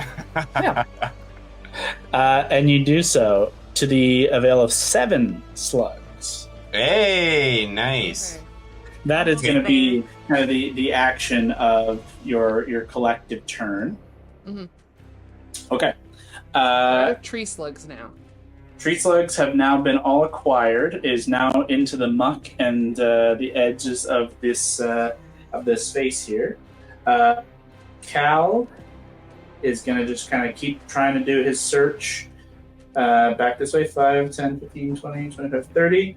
Kind of come back over to this side. And make an investigation check. Come on, Cal. That's a 14. What does Cal add? Get it, Cal. Investigation is intelligence, which is a 1, which is a 15, which I believe is my DC. Okay. He grabs hold of 1, takes a little bit of acid damage, takes 3 points. He has no further movement, so this is going to be a pretty long throw. Cal's got it. Athletics. Hit Mogden. Cal's a stud. That's a 19 total. Yeah. Feels good. Feels good, bro. And another slug 8. lands into the pile. My That- man Cal is a survivor. He Like gets at it least done. 4. That's a Round lot. 5, the 5th croak goes out. This will ultimately be our final round. Oh boy. Augustus, top of the round. We have 8 slugs consumed. Yeah. What are you doing? I'm blind, aren't I? Oh, no, the slug's been pulled off your face. Okay. I know the ass. Enid pulled off your face. You are now stinging in pain as the hair has been pulled off your face. Sure. Lingering acid in the eyes probably doesn't feel good either. You're probably blurry in your vision, certainly. Can I search for one of these guys, even maybe to point to like Mogden or something to try and find one for him? Yeah, absolutely. Do you want to kind of search in the same area here, or do you want to try and make your way like kind of along the southern section here? I think I'll go closer to him so it'd be easier for him to just run and throw it. Okay, go ahead and make an investigation check right there. Oh man, I suck at this too. Fuck, is this the Do you have best? anything spell-wise that's like to find stuff, something nature-y? Not really. Would he like some fog with this? Pass. Could you speak to them? Like, Come here, my slug. come, slugs. I won't throw you into this frog's mouth. Like, I quit the game. Oh my god. Scarlet. I rolled a that one. Okay, great. I think I just fully fall face first into the water, or one of the acid slugs. Just What happens is, yeah, maybe a little getting low, but the disadvantage of still being a little bit blind is it's difficult to tell the difference between a large black slug or just a log or what turns out to be a venomous snake that instead Oh, no. Oh, bites you. I found Um, one. A snake bites out at you, which is going to be a 20 to hit. Perfect. Yeah, it definitely is. And that's 8 points of poison damage, 4 points, 8 points of piercing damage. Wow, that was a good snake bite. So 16 points of damage. I need you to make a constitution saving throw. 8 poison, 8 that. You got Yep. it. You got it. Dang. And this is how my story ends. Roll again. Yeah, great. 18. It was Okay, like you are- on the 6 and then hit the 18. You are not poisoned, but the venomous snake is surprisingly large and is kind of wrapping its way around you, trying to murder you. Just imagine it coiling perfectly around my body and then just fanning out here. Enid, moments after saving Augustus from the slug, you watch him being slowly killed by a snake. Oh god. No! Can I pull it off? Can I pull it off, man? You can go right after DeCrane does. As Augustus ends his turn, DeCrane, we come to you. We're in the final round. We need at least 2 more slugs. Or 2 more things, preferably slugs. But so, would there be anything left from the stuff that I had? Certainly, yeah. Mogden did not roll particularly high. Was able to gather enough, but not particularly high enough to gather everything that you have drained. So you'd be able to jump into the water and try and do the same if you wanted to. Okay. Okay. So go ahead and we're going to call it investigation again here, just to try and gather as much as you can. And I rolled a 15. Okay. Nice. Yes. With, I think, your investigation bonus of something, you gather... a 0. Oh, you had an investigation. Maybe I'm thinking of Hondo. Hondo is the investigator. Nope. You gather a good armful of some kind of beefier, larger creatures, somewhat more like fish and creatures from the water, or less of the birds. I will ask for another athletics check from you to try and get them up into Morgut. Sure. I got a 9. Okay. Plus 2. And I think my athletics is a 2. So so it's not a failure in that nothing goes in, but that not all of everything you gather goes in. So similar to Mogden, only accounts for 1 creature where it could have been more. But still, edging towards success. I'm just going to look at him and be like, why can't you move and get it yourself? Oh, come on. Don't do something when we're this close to doing the goddamn thing. Look at the size of this fucking guy. Look at him. An apartment building. Like the gurgle you hear takes on a growling kind of gurgle at the end. Just a Feed little. him to Crane. Feed him to Crane. It's like, I'm a warrior, not a waiter. Oh, that's a good line. that is good. The Waiters party name. DeCrane, you get close to the end here as you antagonize your potential ride into the Feywild. And Enid, yeah, your brother's dying again.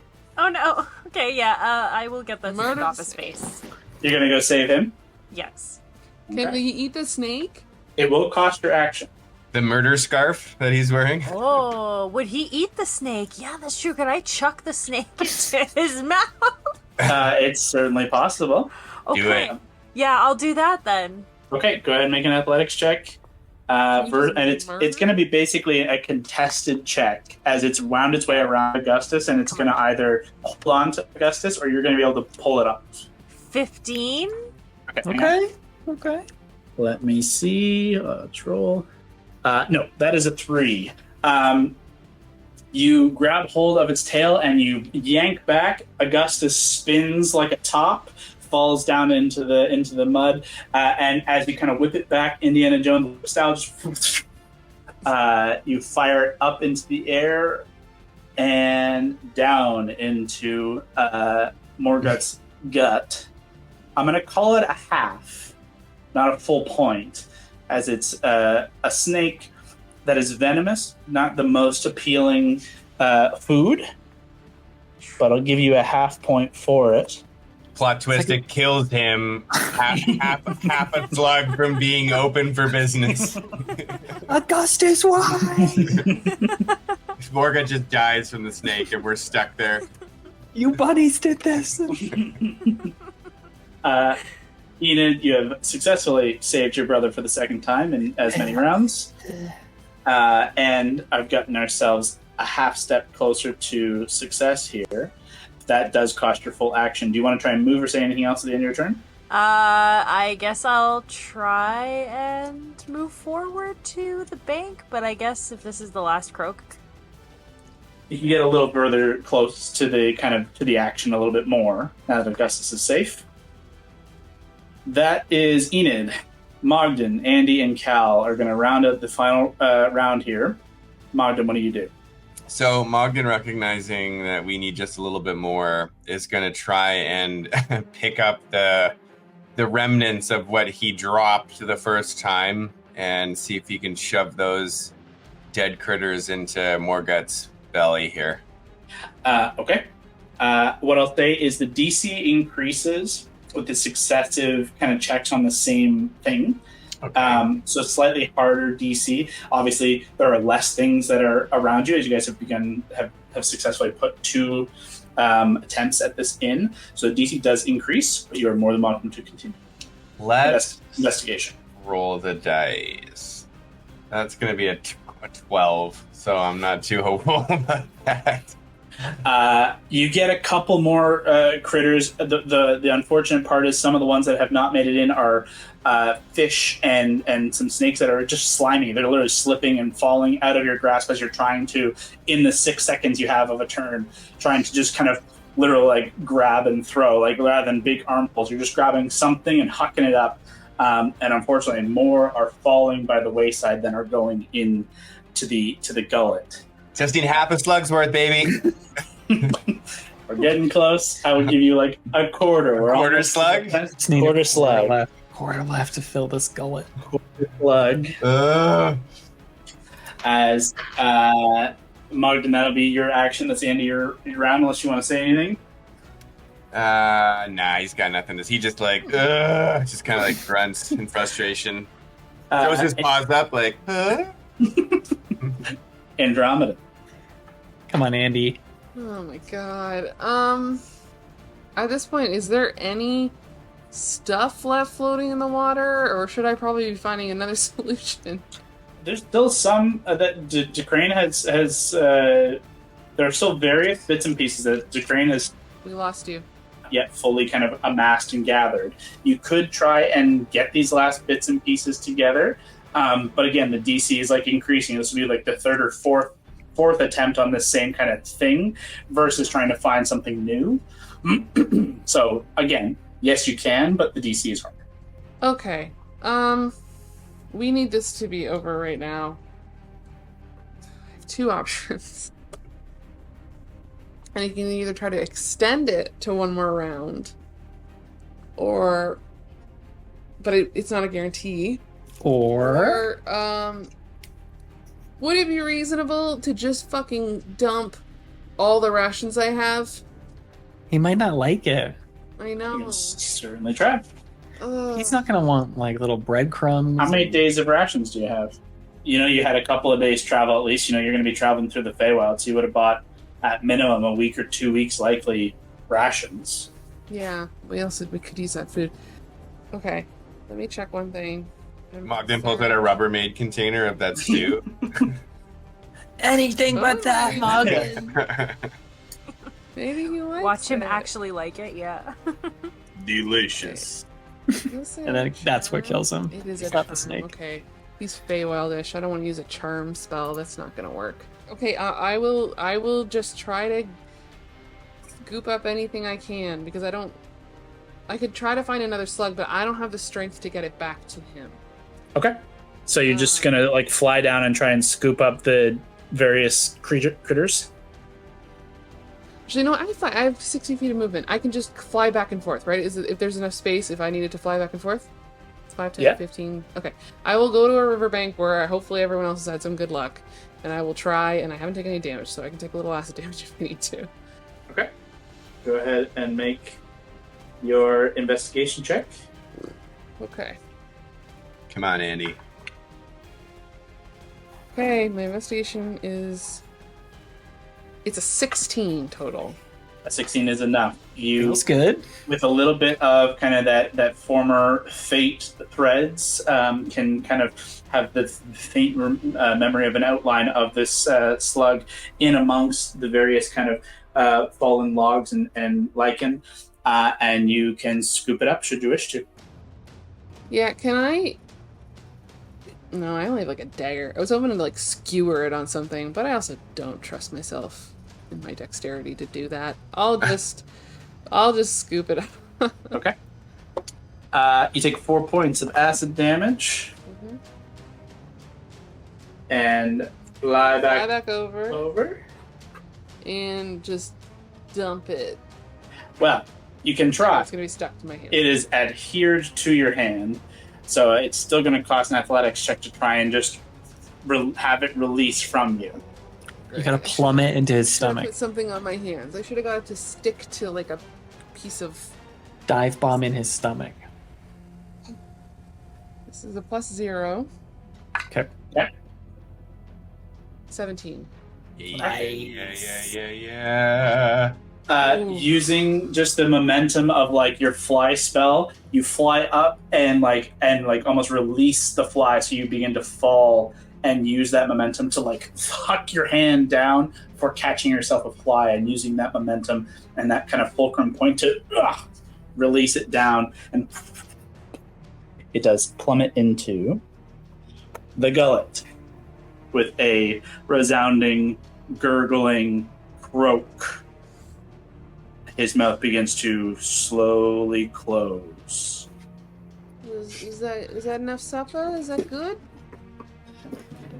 All of you sit waiting before a bellowing belch just quakes the ground and the lock and the trees.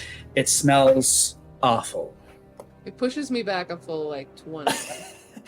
I can't wait to go inside his mouth. That sounds like a real fun time. As he kind of belches, I'm going to revert us back to our normal setup. With the kind of resounding belch, you watch as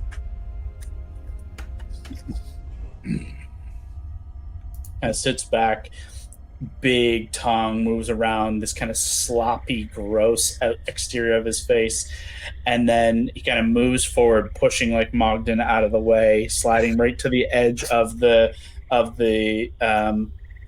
river's edge, the pond's edge, and just descends his face and just descends into the water ever so slightly until his mouth opens again and lower jaw sets against the edge, leaving an easy access for you to step inside his mouth. And as you kind of fly over and about, you see the light of his eyes has now kind of shifted, and the pupils of his eyes are now just kind of burning candlelight. You see this orange glow in his eyes, and he doesn't quite seem to have like the same presence as he had before. Now a process fulfilled, a magical kind of thing has taken over the creature of Morgut. So the concept, by the way. So He's the Wonders from Aladdin. Yeah, cool. So cool. Or a mini putt obstacle. I don't know which one. Either or. I think we have to go inside now, guys. Do you want to do anything before we leave? Can I quickly, let me see how long this takes to do. Aura of Vitality lasts 1 minute. How Can I cast Aura of Vitality, Kyle? Of course you can. Let's do it. The calm kind of begins to settle over the lock here. The croaking of the various creatures kind of goes back to its normal pace. As you cast this spell, are you healing others or mostly just yourself?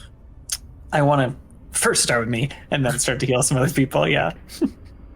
Begin to kind of dole out some of the healing, and as part of that, kind of Ray kind of comes up and out just naturally, as not even with your expectation, but Ray is a part of you as much as your casting your spells are. She kind of bounces along each of you dutifully.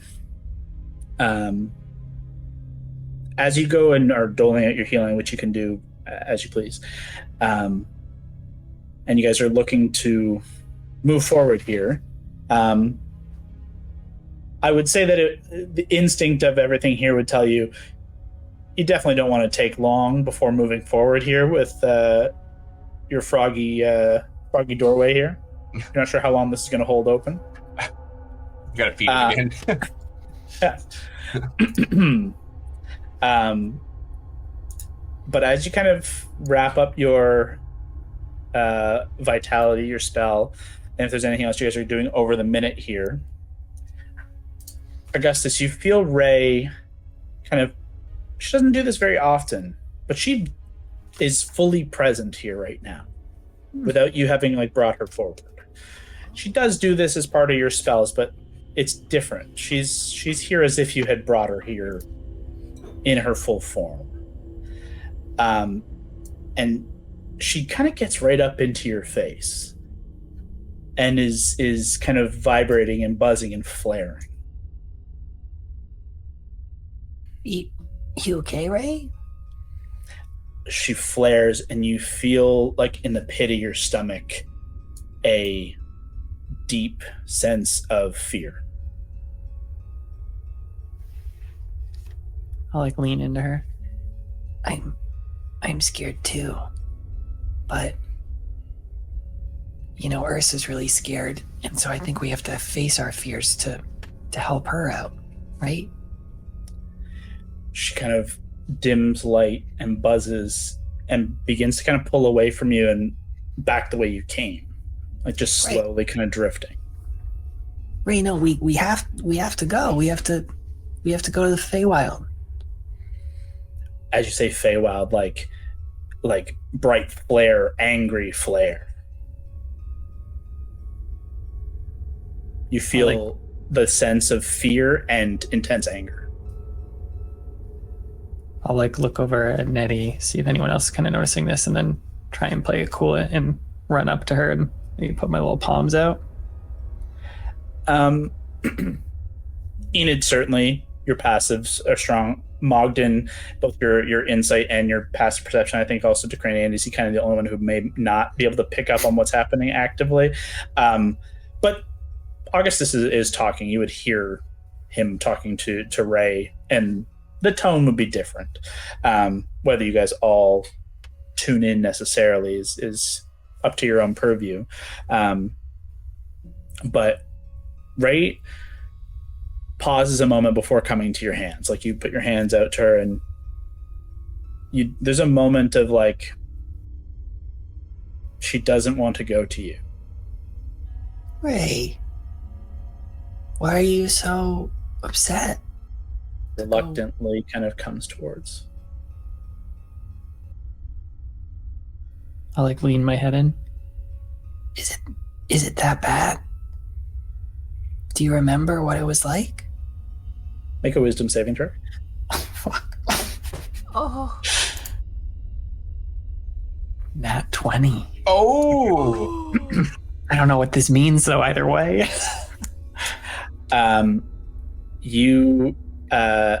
Ray comes right up to like past your hands and up to like kind of your forehead, right in front of your face, and flares like a little bit, but you feel this like intense searing pain, like as if it went straight through, shot through to the back of your head, and you get 4 or 5 intensely visual flashes of imagery. You see a flaming forest.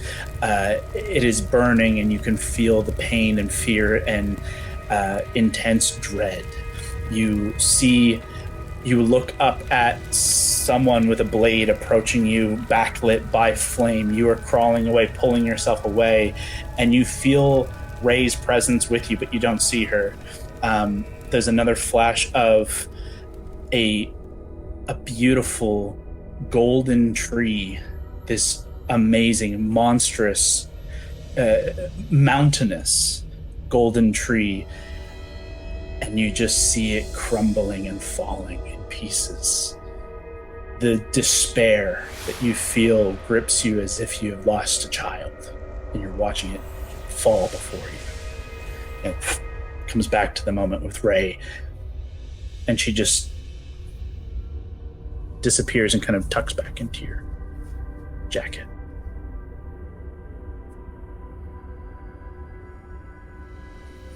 Just kind of give it a little rub, give it a little pat.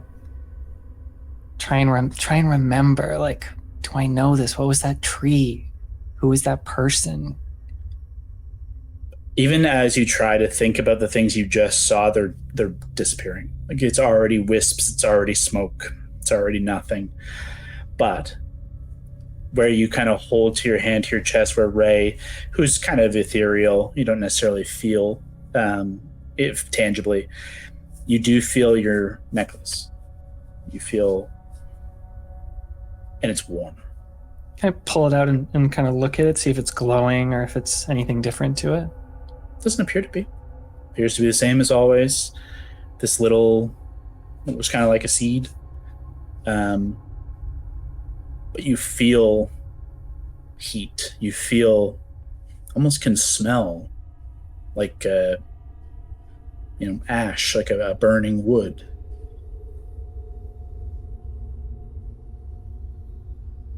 I think I'll just remember that forest, glance back at Morgut. No, we have to go back to it and. Oh, okay, guys. I think we gotta hurry before that portal closes. In here, and I'll cast out the rest of that healing, trying to just go back to what I'm supposed to be doing and start to get ready. Feel free to divvy out healing as needed. You hear the gurgling of Morgut as he's beginning to do his descent, as you all begin to hurry forward. In the minute that had happened previously, before you enter into the gullet here, is there anything you guys did want to do while the moment is happening with Augustus? Or is everybody just good to move on? Thank you, tiny frogs. Yeah, we're just gathering up whatever bags or anything we've left on the shoreline, and Can I grab some of those, maybe in with my hand in a inside out soft bag, which I imagine I have pouch almost. Grab some of those mushrooms that were shrinky mushrooms. Go ahead and make a intelligence check.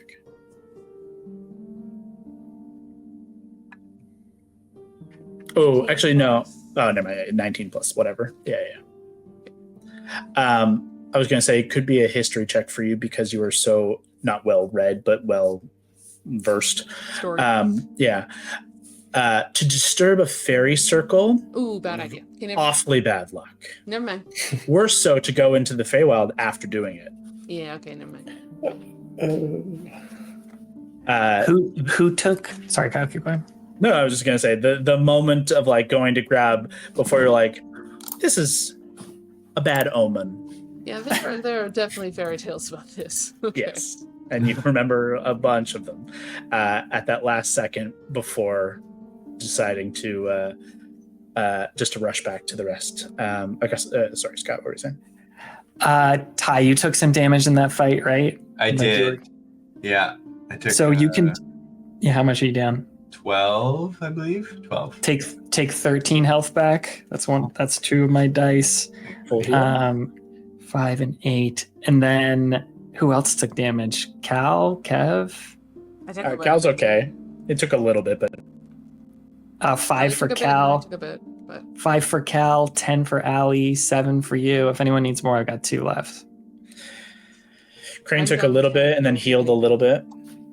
7 points. Yeah. I think he took 9 by the end of the heal there. Okay, Kev, take 8 more, so you'll probably be full. Yep. And then I'll top myself off to be at full too. So I think I'll be okay. That's great. Okay. I'm only down 3. It's not bad at all. Okay, great. With the healing kind of doled out, all your packs and elements kind of gathered, and the 6 of you rushed towards kind of quickly into Morgut's kind of awaiting gullet. It's a weird experience to climb into a giant frog's mouth as if it's a car. And it is weird as you stand inside the mouth on a massive tongue floor beneath, his that you can smell all the food that you just threw into his mouth here. The dead birds, the swampy water. And he begins to descend, and you can just kind of feel sloshing, weird, trying to hold your balance, hold, your stomachs from upending. the mouth does not close despite you descending. Some of the water begins to spill over the edge of his mouth before it just stops and it becomes a wall. And you can kind of have this almost like submarine view outside of the mouth as he dives and descends into the lake towards the bottom of this kind of green tinged lake. As we're losing that, as we're going down, I think I'll hold Nettie's paw. I was just gonna say I was gonna reach over for your paw. And I think I'll just give you a look and be like, Whatever happens, you're always my other half. You're mine. We got this. You threw Paw on paw. Sorry, go ahead. You threw a slug at my face. I'm sorry, I didn't mean to. Thanks for saving me from that snake that was hugging me. No problem. I'll do it again. Its kisses hurt. More kisses, bud. You all watch as the Harengon's paw and paw. The lake, you can't see much out of it at first, as just the swirling kind of detritus and mud and everything from your activity and from the massive movement of Morgut just makes a flurry of mud and water, but begins to dive further and further. You almost feel the equilibrium. You feel that your ears popping as you descend into the pressure of the bottom of this seemingly impossibly deep lake. You descend along further than you should. And as he does descend, you do see, growing closer, this bubbling circle portal looms. With a last burst of speed, Morgut dives through this open circular barrier and breaches the water on the other side. With a bellowing croak, you are all thrust out of the mouth of the massive amphibian and fly straight up, scrambling in the air, your bags flying asunder, tumbling ass over tea kettle into brackish water beneath a deep purple sky. You all plummet, splash, pull yourselves up, bursting to the surface of a different body of water. You pull yourselves together and look around and see one another beneath. You're in an autumnal bayou is the best descriptor. Bald cypress trees with hanging moss, ruddy brown and orange needles and leaves scatter the various kind of land masses around as you float in this kind of small lake. But you can see brackish, mossin waterways that wind away in all directions, creating a series of islands all before you, separated by snaking water. The light is dusky twilight across the landscape here, and it does give this otherworldly, ethereal glow, and more so lit by the orbs of candlelight that flow aimlessly a few inches above the water's surface. You can see candles atop mossy mounds that are kind of floating down rivers and streams, lit magically or some other way. You innately understand, even though you logically knew this is where you were coming, you are not in Vigil anymore. This is certainly the land of fairies, mystery, known as the Feywild. As you cross through, Augustus and Enid, I need both of you to make charisma saving throws. oh, God. Welcome home. Oh, Natural This 20. is so many natural 20s this game. Natural 1. Oh, Actually? oh, wow. Oh, You really are twins. Other half. Yeah. Enid's the strong one. You're the one getting choked by snakes. Rolling one. Oh no. Nervous. Choice. What is going to happen here? I don't even know. Both of you go ahead and roll a d10 for me, please. Okay. Okay. I don't know how you do this with a straight face, Kyle. It's just like 1. 2. Okay. Let's see here. 1 and 2. oh, what is happening? I almost want this on 2 screens. Give me 1 second here. First things first. As you guys splash up out of the water, you take in your scene, both of you. Skull-splitting headache, just tearing through, searing pain across your mind's eye. Your brain feels like it is being rended in two. It's hot, it's cold. Your eyes feel like daggers piercing on all sides. Your brain set, you feel like shakes through your entire body. You both experience a flood of mental energy as the memories of your previous lives flood back to you instantaneously. Every moment that you've ever experienced prior to crossing the threshold into Vigil, what did we call it, 10 years ago or something like that? The life that you lived here rushes into your mind in painful moments. Though one of your minds is slightly stronger than the other, apparently. Enid, you suffer, what is this? 6 points of psychic damage. Augustus, you take 12. Enid succeeded here, so she does not get the secondary element that Augustus. Unfortunately, you are going to have some persistent headaches that are going to cause disadvantage on intelligence and wisdom skill checks and saving throws. Oh, no. Okay. I'll send you that specifically later. However, as this flood and jumble of information and emotion sweeps over you and overpowers you, you both feel lost in amongst all of this. It becomes impossible to determine what is real and what isn't real, what happened, what didn't happen. You simultaneously have a split personality of living 2 different lives and knowing both of them now out of nowhere.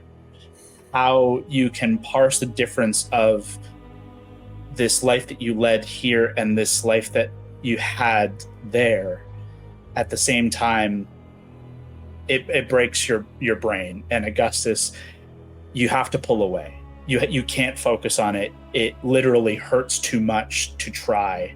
And unfortunately, it's too difficult. You shut it down. You pull away and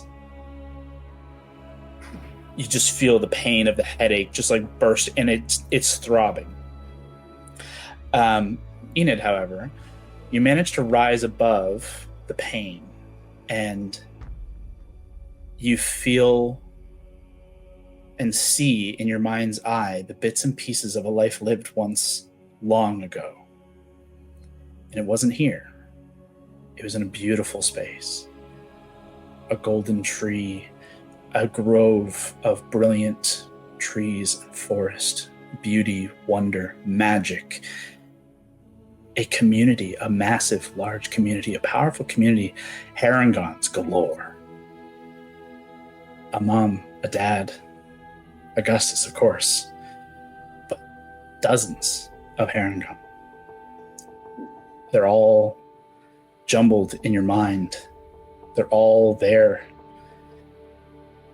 And in that moment of flurry of memory, there's one thing that you latch onto, and it is the image of your family, your mom, your dad, and Henry. You remember them. You remember their names. You remember their faces. And you can just vividly remember a simple scene. You and Augustus, your mom and your dad together in your home, in this former world, this life, just having dinner. But it's lovely. It's beautiful. It's a life that you have thought of and longed for, and it existed. All these years ago, in this little home, almost a little kind of burrow within a tree, the two of you with your parents. What does it look like? What does your family home, what does dinner with mom and dad, Twyla and Henry and Augustus and Enid, what does it look like? Is her name Twyla, did you say? Twyla and Henry? Oh. We're learning this too. Yeah, go for it. Do you want to prompt it? No, we can do it together. I imagine sitting, if it's dinner and we're littler, I imagine sitting across from Enid with my little nose just like barely above, like almost like a picnic wooden table, and my little ears being able to look at her, and just working on our twin signal as I flick my ears at her back and forth. I don't know, maybe it's like lit by like candlelight and there's like little cutie wooden little bowls and stuff. And as I'm maybe like looking and seeing my parents still like chatting and making food, I'm worried that Nettie's gonna shoot like her spoon of whatever gruel we're eating across at me. Don't you do it. Don't make me.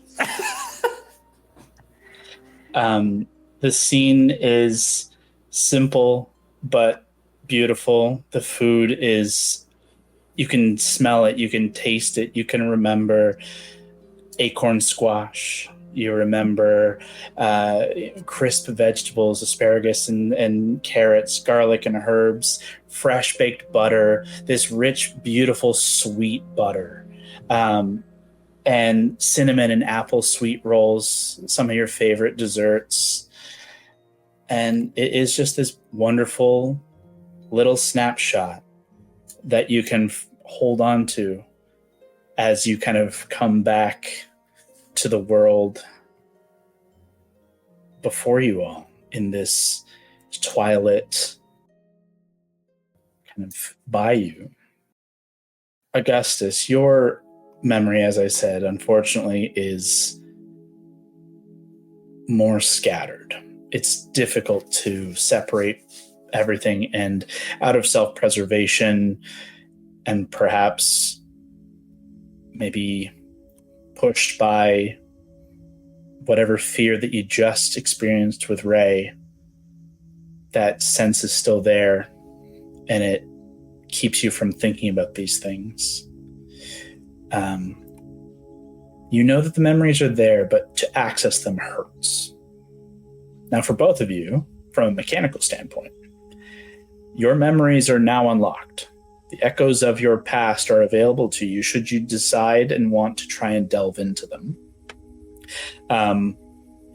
It's difficult to kind of parse out specifics, but feel free if you want to try and ask for something. Do I remember something about this? Do I have a memory of maybe not this place or this thing? Possible.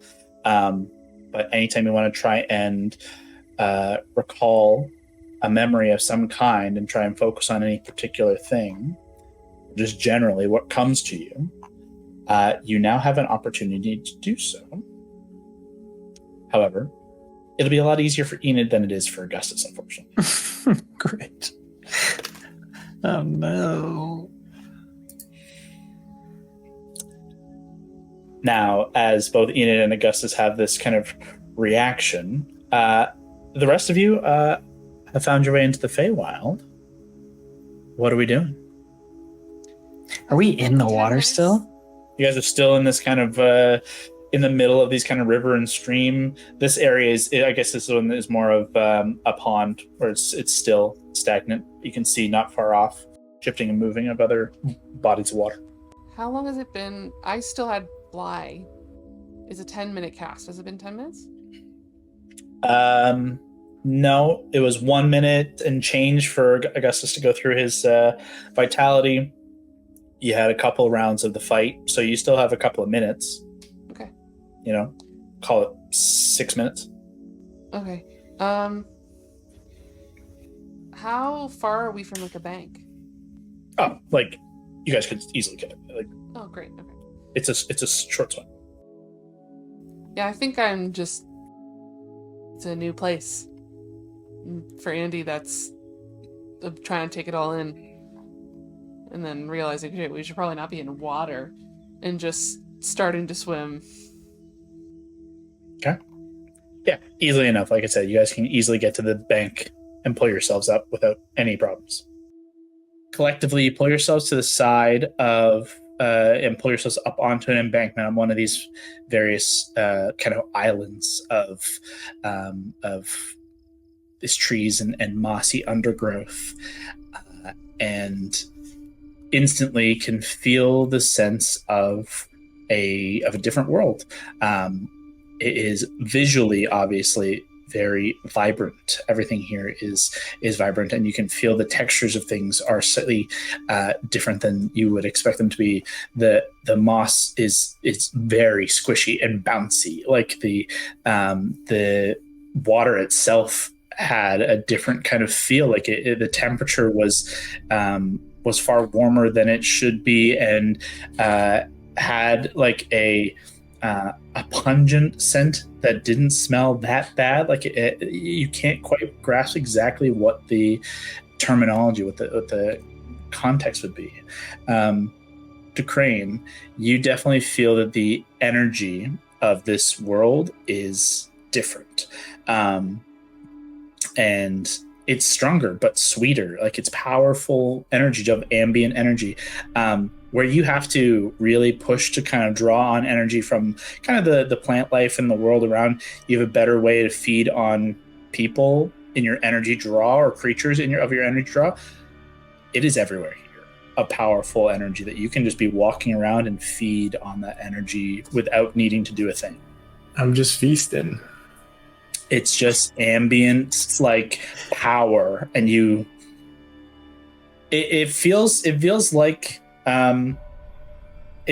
akin to being in like what a feast of home would feel like, but this sweet, like it's all very sweet and almost intoxicating. So 6 of you pull yourselves up on shore. What do we do? I think first for Mogden, I guess I'm just thinking how he would play this. He'd probably want to do a bit of a perception check just to make sure there wasn't any kind of immediate threat in that whole area. Hit it. Let's go. That's a 19. Amazing. You begin just kind of get a quick glance of what you can see. With a 19, you do see signs of some creatures, some things kind of keeping off into the distance, keeping into the shadow. You can see some things moving. Nothing seems to be aggressive, is how I'll say. Like you don't get a read of like creatures are creeping up on you. But there's actively, like, there are several different kinds of things living in and about this space that you can clock with a 19 instantly. But yeah, like I said, nothing that gives you immediate cause for concern. Okay, so feeling comfortable that nothing in the immediate area is an immediate threat, he's going to go ahead and examine the gauntlet and just see if he can get this thing fired up and synchronized to the other side to figure out what is going on time and space wise, and then if we decide we want to call on the codex for any information as to where to go, we can decide that as a group. Yeah. Instantly you kind of use your activation to connect it to the planar codex of the feywild, and you just see some of the kind of etching of rune, and in the grooves it begins to kind of flare a little bit and then turns a brilliant emerald green before it returns to dull, and you just kind of feel an instantaneous connection, and you can see that there is kind of almost like a little bit of a green hue to a central element of the circle on the bracer, to kind of alert you to the fact that you are indeed connected to the Planeswalker Codex here in the Feywild. With your activation to the synchronization, instantly the little kind of clock face arrives. Go ahead and just throw me a survival check. It's going to be a 14. Okay. Looking at the time on the material plane side, to the time that you left, call it It was early afternoon, if I remember correctly, or mid-afternoon. It says it's about 7 or 8 p.m. Okay. On our side or back on the other side? So this is always going to tell you the time as it is back home. Okay. So to illustrate to you that in the few minutes it took to translate, a sudden 7-hour jump happened. Wow. Okay. Okay. He's gonna turn to the group and tell them that, he's gonna show them the face and say, it looks like in time that we have traveled through Morgut, we have lost hours of time. It is now night time back home, and we have been gone only a few minutes. We're supposed to be gaining time, not losing time. That is what I understood as well. It seems like time here is fluid. I hope it springs back in our favor, because if this is what we are up against, we will be in much trouble in our objective to get to the other side. I look at Nettie, trying to gauge how we're both feeling about being back here in that flood of memories, but I'm weeping. Oh. Yeah. Yeah. She's just kind of looking up and just tears, no words, just tears. Yeah, he doesn't even know how to react. He trying to block some of the memories and looking at Nettie and then back to the group, and maybe with a little misting in his eyes, he's gonna be okay. We have to get to the Starless Citadel. That's the goal. That's why we came back here. That's how we get to where Ursa is.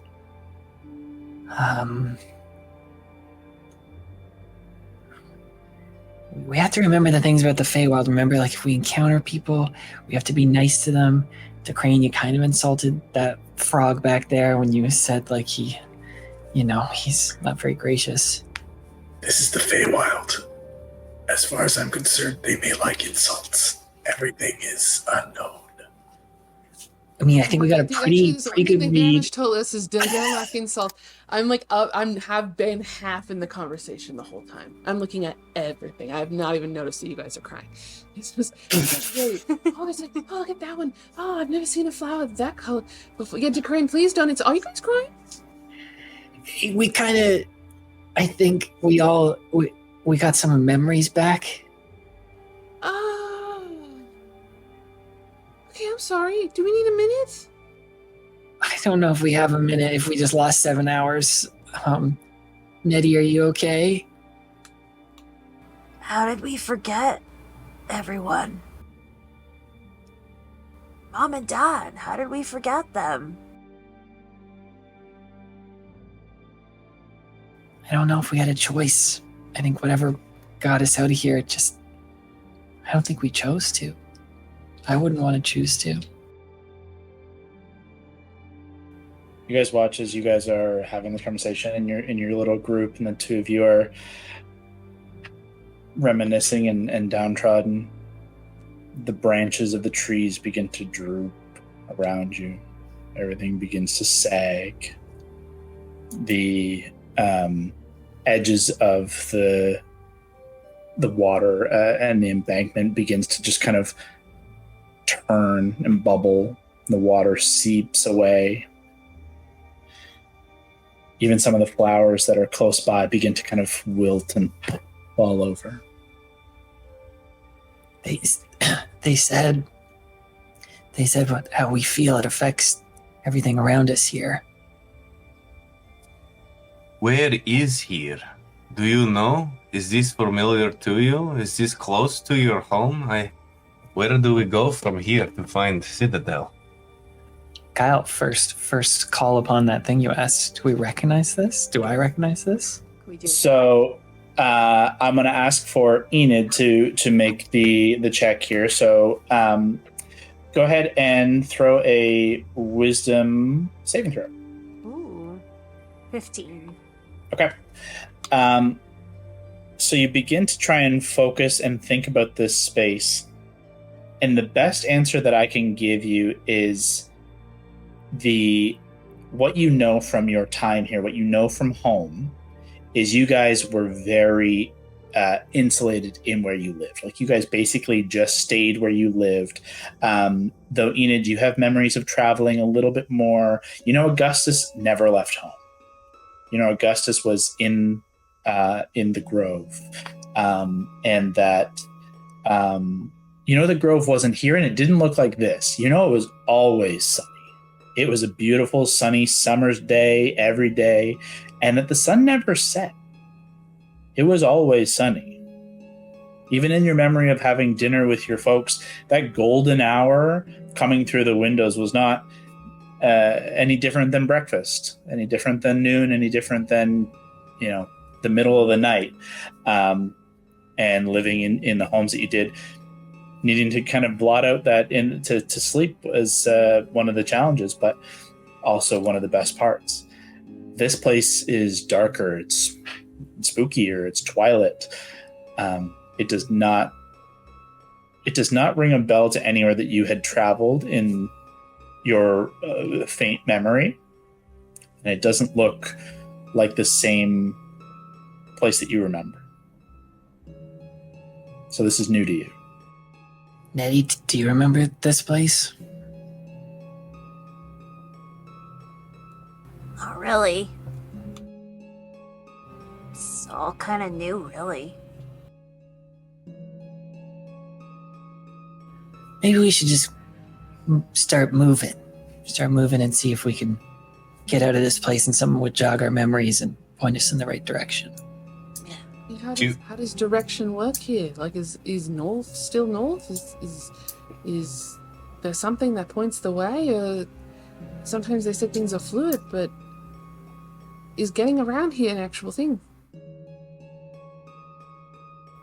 Are we to assume that the Codex kind of operates or can operate kind of like a GPS, or if it has like a waypoint, will it tell us directions on how to get to a specific landmark if we know that landmark exists within the Feywild?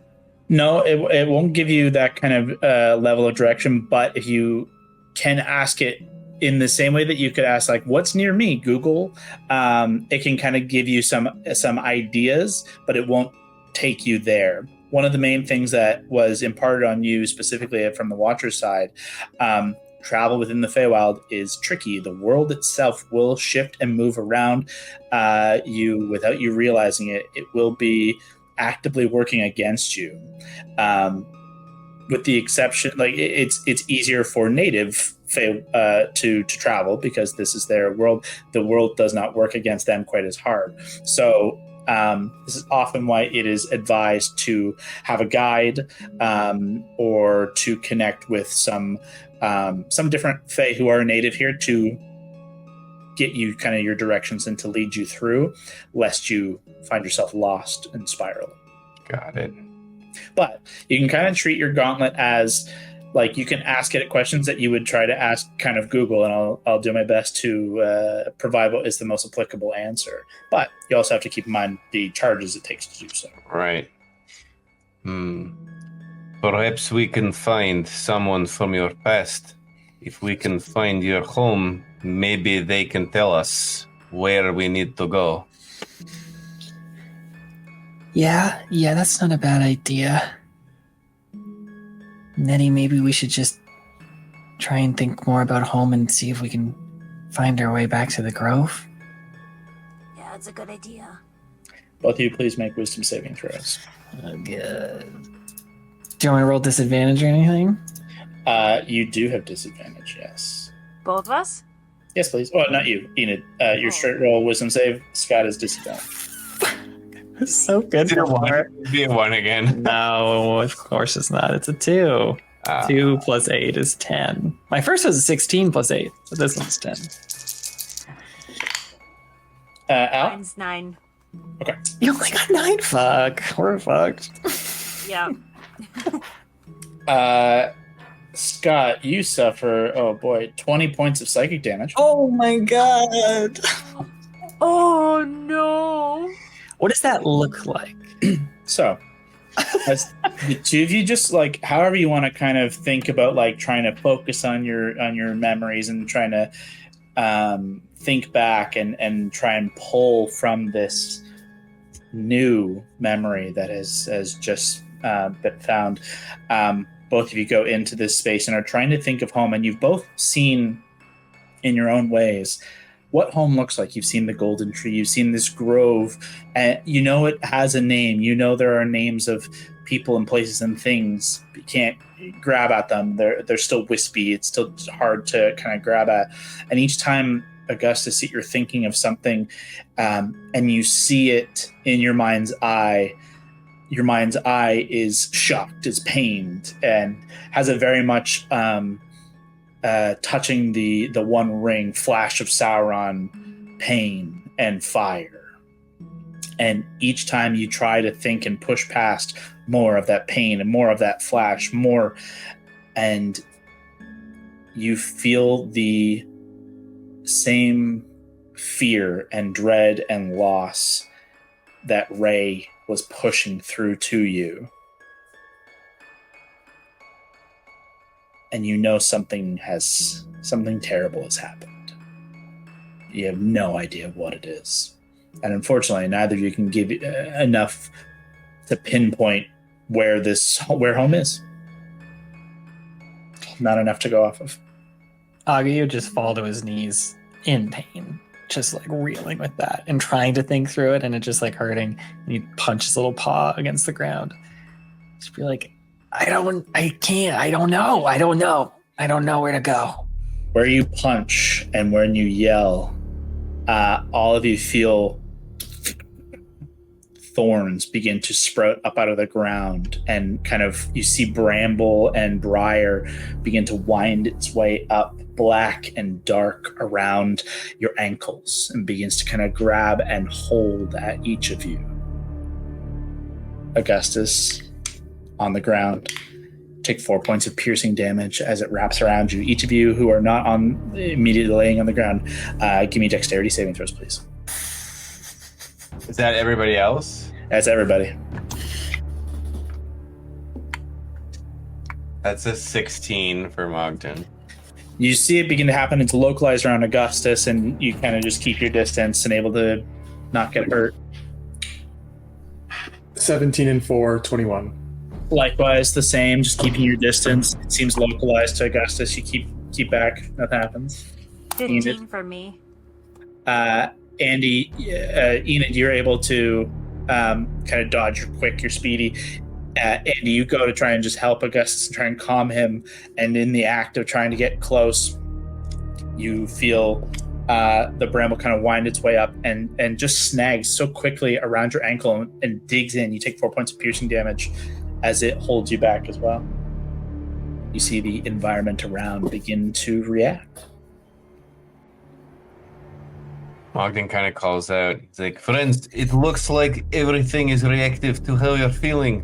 Still your mind. Take a breath. Try to calm yourself. Find your center. Breathe. I put my little paws in the dirt and just like try and ground myself by digging my little fingernails in, feeling that's earth, feeling that soil. It's cool. Come back to us, Ogie. Breathe. Sit back up on my little haunches. You're okay. You feel hot.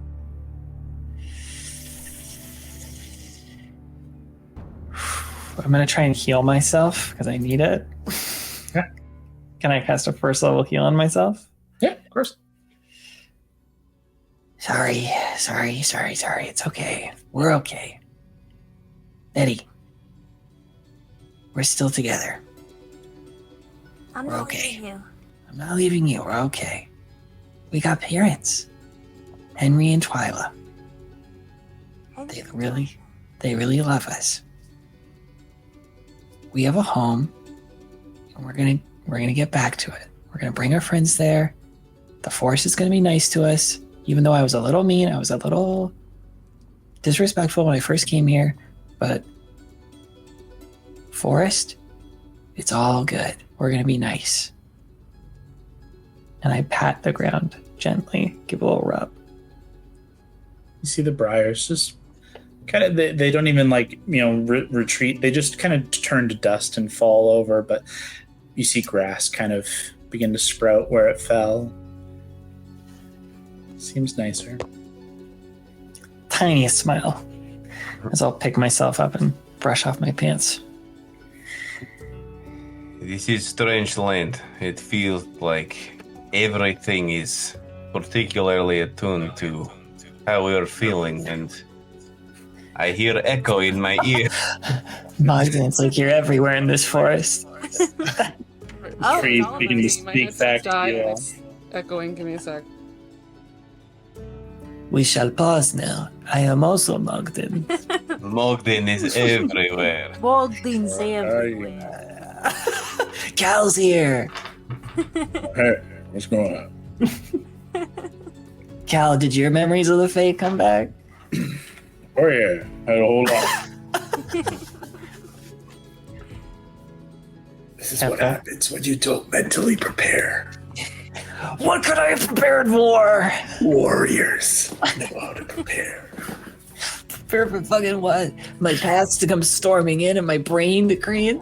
Absolutely. You never know what the enemy will bring. I don't even know You know, but you know what you can bring. What? What? I don't know what I can bring. A torrential rain begins to fall. You have much to learn, Gus. Okay, yeah, teach me, man.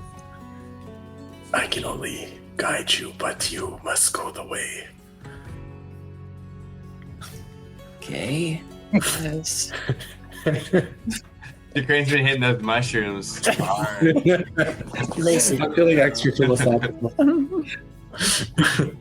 He's been into those froggy mushrooms. Just munching on them. He's just got that intoxicating fucking feywild energy flowing. Yeah, that's true. He's like, ooh, baby, I feel I good. feel good. I'm vibing. Let's jump in a little bit. So, as you try to focus in on home, unfortunately, nothing comes to mind. However, you are realizing that you do need to start moving in a direction of some kind.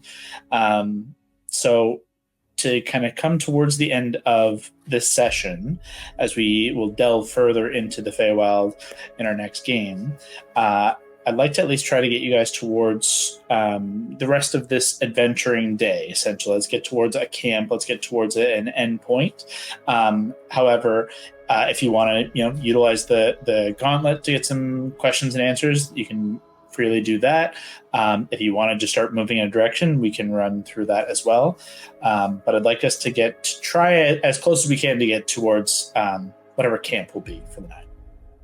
I was thinking, if you guys want to try this, if we're up for it, we could use our little Google Maps function to see what is around, if there's any kind of town or colony or camp or something, if that shows up, if we want to kind of head in an area where we might have a chance of meeting someone local, or we can put up a camp somewhere sheltered and try to survive out here. But it seems like you guys are prone to suffering from the environment, and it'd probably be good to get you somewhere more established, I would think.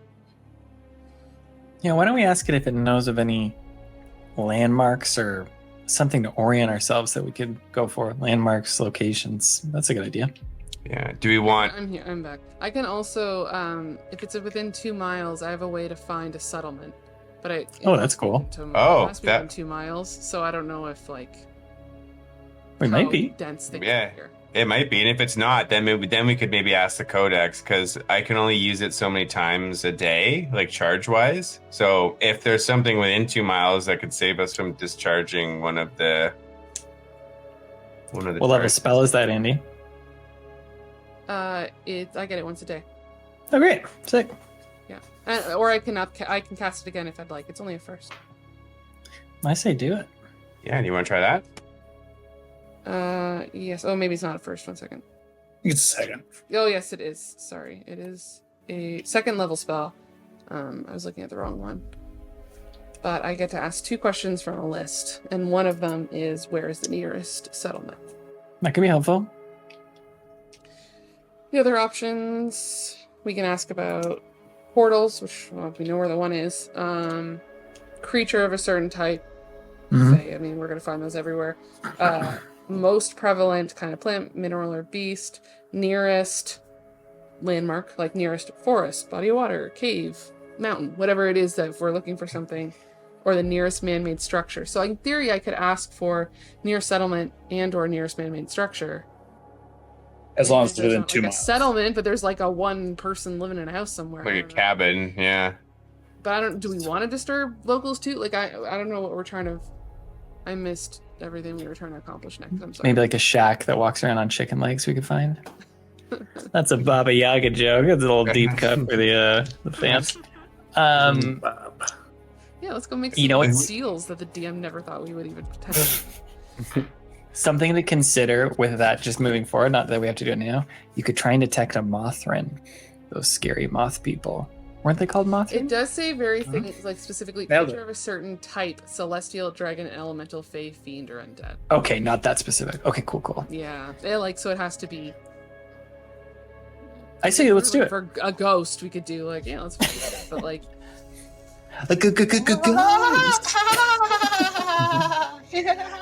Yeah, that'll just sound insane to you for the people who did not hear Spooky Forest soundtrack. Yeah. You gotta play that.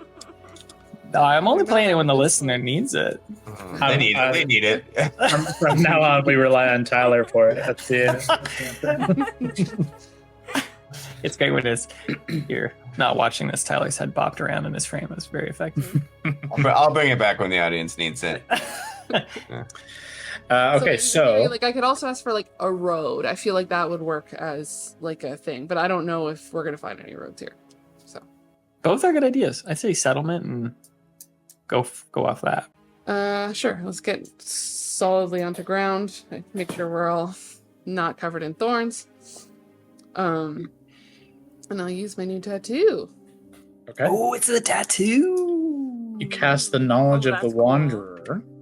You beseech the natural world and this supernatural world here. What are the questions that you ask? I'll ask. Do I have to ask them both at the same time, or can I? No, you can ask one answer and ask Okay. a second. Yeah. Let's do the settlement one. Okay. Where is the nearest settlement? Okay. It's within Are we 2 together to make a little gate. miles. I love that. It's so cool. Give me 1 second to look at what is near here. Within 2 miles is not particularly far. I know it's not very wide. It's not a massive place. It's a start. But it's something. Let's see. Yeah, that is too far. It's an option.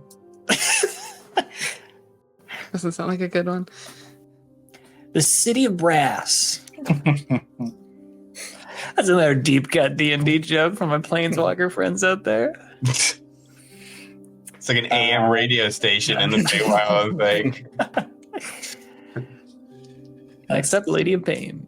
Hey, we got feywild deep cuts too. We can bust them out. Gotta find any more of Valentine's family fucking around. God, I hope not. Not here.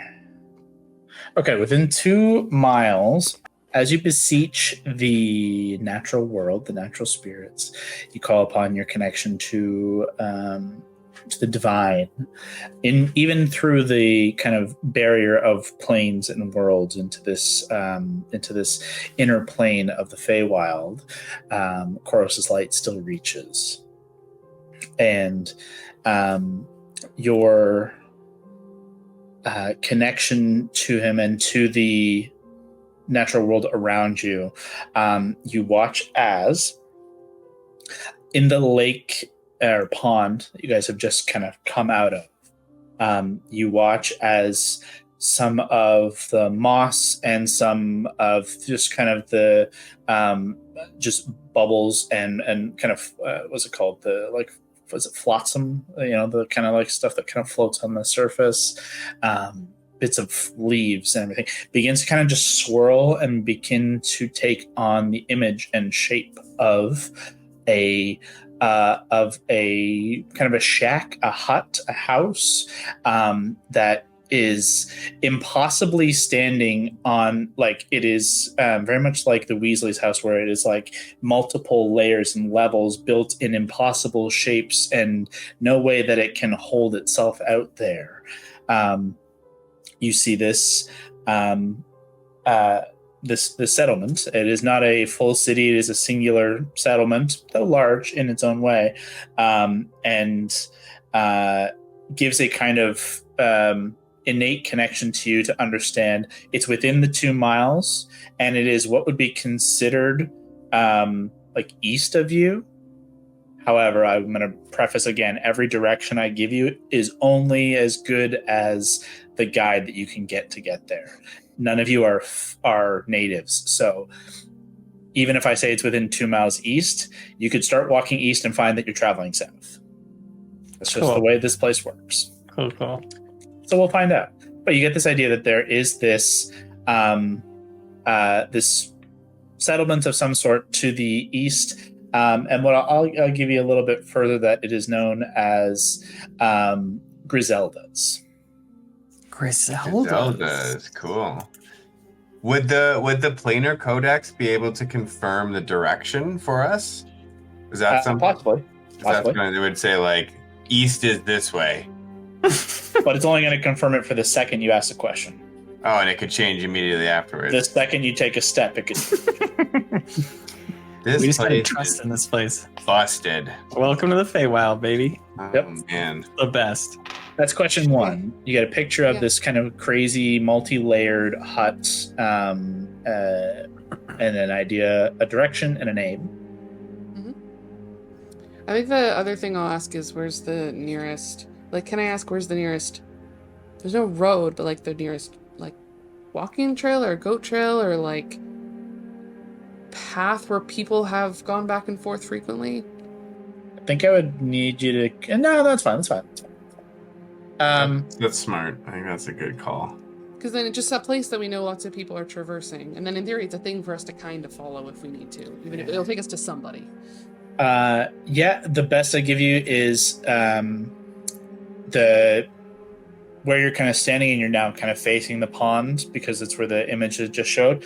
The pond would be your south. East is now to your left.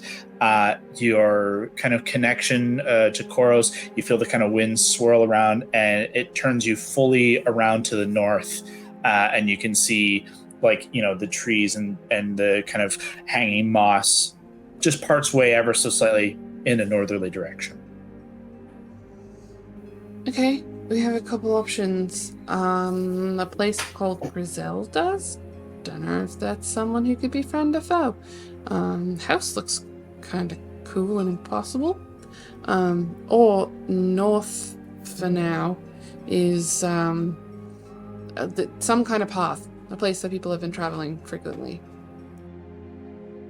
Well, the hour draws late, and our friends here seem to be suffering from this new environment. Perhaps it is best to seek shelter of some kind, and I do not know, but Griselda's might be tavern or inn or somewhere where we may lay our head for at least a night and perhaps find somebody who knows more of this place we now find ourselves. I'd be down to go to Griselda's.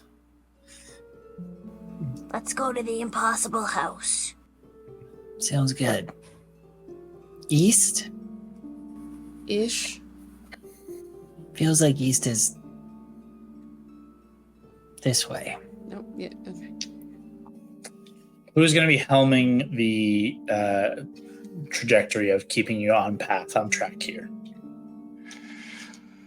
That's a tough one, because I feel like Mogden has the codex, but at the same time, he knows nothing of this world, so... I've been rocked. I'm usually good at being this guy, but I am fucked. You should be in the middle. Maybe We can keep an eye on you. Maybe Enid and Mogden can, like, take point? Do it. I say let's go west. West it is. Enid, go ahead and throw me a survival check with disadvantage, please. Oh, hold on. My page crashed. Hold on. Excellent. Perfect start. It's very telling. Of what's gonna More happen. fey magic abound. That was intelligence? Survival. Survival, sorry. Disadvantage. Okay. 11. Okay. You guys travel in your westerly direction as best you can for an hour, 2 hours. You pause at like 2-3 hours of this kind of travel, and you've been moving over land. Like you specifically walked away from the road, which was north. So this is now overland travel. So you're picking your way up and over, fallen logs and these large winding bridges that are kind of fungus that have grown up and over and created this bridge that is kind of bouncy.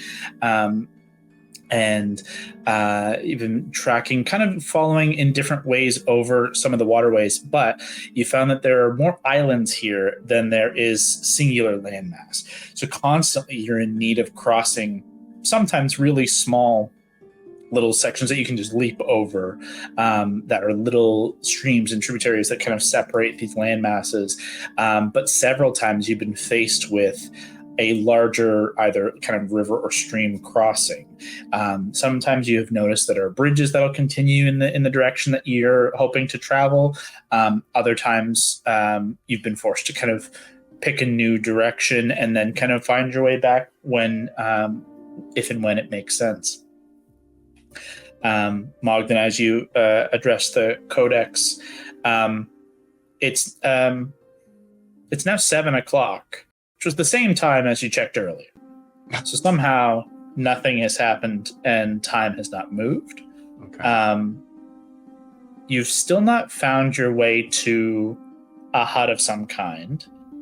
And to the best of your collective knowledge, you've not made it very far, despite having walked for like 2.5 hours, to the point where you look over and you can see the pond still.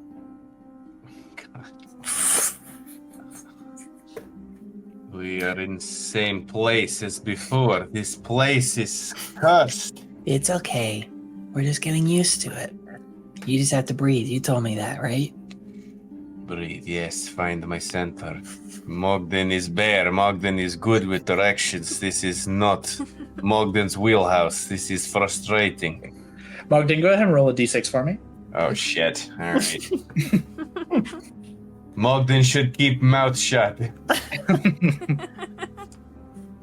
That's a 5? I don't know if that's good or bad.